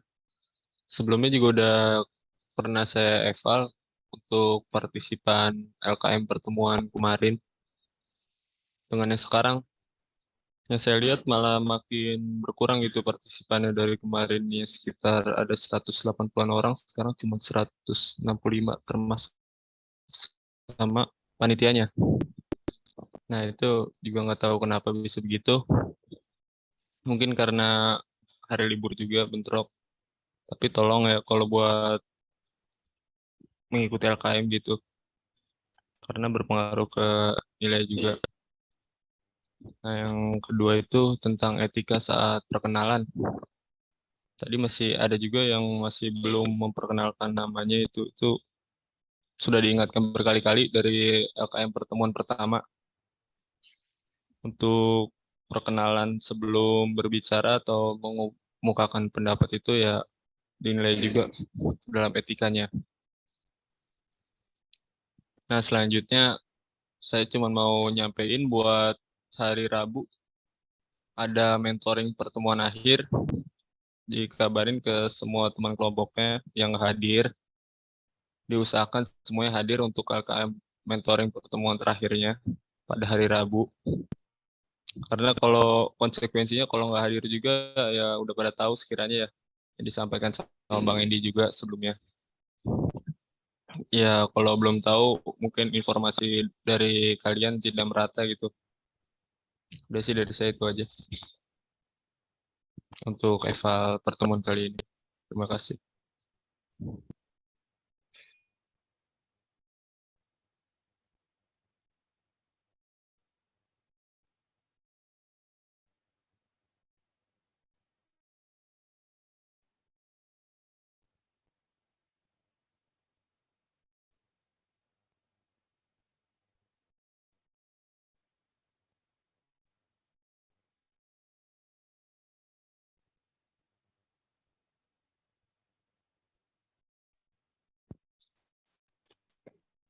Oke, izin masuk. Selanjutnya sesi pemberian tugas. Untuk tugas masih seperti biasa, seperti pertemuan-pertemuan sebelumnya. Yang pertama ada resum materi yang telah disampaikan tadi oleh Bang Awang atau Bang Anwar Rosadi. Untuk tugas pertemuan 4 ini paling itu aja. Sama mau ngingetin untuk pamflet jangan dulu dihapus sampai tanggal 20. Saya ulangi, untuk penguploadan pamflet jangan dulu dihapus sampai tanggal 20. Itu aja paling. Ada yang mau ditanyain nggak sampai sini?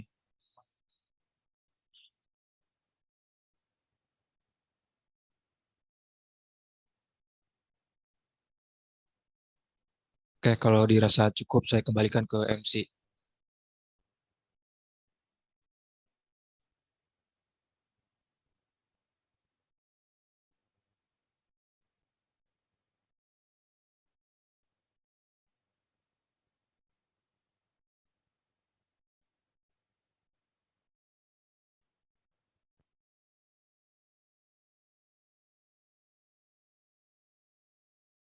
Oke teman-teman, apa yang tadi udah disampaikan oleh tim pimpinan bisa diimplementasikan ya. Dan juga jangan lupa penugasannya bisa dikerjakan. Nah, tugas itu merupakan salah satu indikator penilaian teman-teman lulus atau tidaknya dalam LKM ini. Nah, untuk yang selanjutnya nih teman-teman, mungkin pertemuan kali ini sampai di sini ya. Tapi sebelum kita ditutup ada sesi dokumentasi terlebih dahulu. Buat teman-teman yang belum menyalakan kameranya boleh on cam dulu ya. Oke, operator tolong dibantu. Aba-aba dari saya ada 7 slide.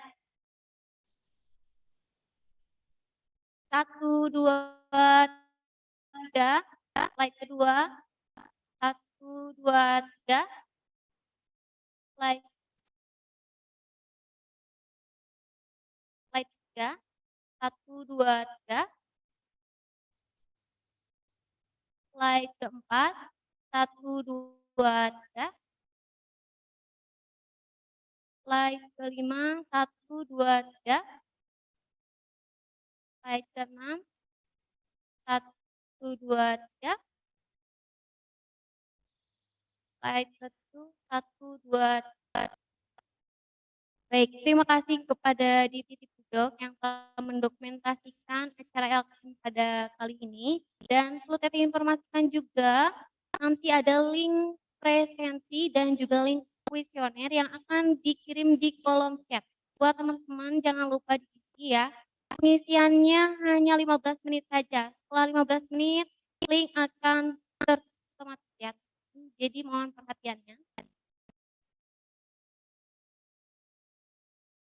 Link sudah ada di kolom chat ya teman-teman, boleh diisi. Baik, terima kasih teman-teman semuanya. Tak terasa kita sudah di penghujung acara LKM pertemuan terakhir ya. Saya ucapkan terima kasih kepada teman-teman semuanya yang telah mengikuti acara LKM ini dari pertemuan awal sampai pertemuan 4 ini. Dan semoga ilmu dan materi-materi apa yang didapatkan pada LKM ini bisa bermanfaat dan juga dapat diimplementasikan dalam kehidupan sehari-hari. Saya Dini Andriani selaku pembawa acara LKM pada pertemuan hari ini. Pamit undur diri, mohon maaf bila ada yang kurang berkenan di hati. Wassalamualaikum warahmatullahi wabarakatuh.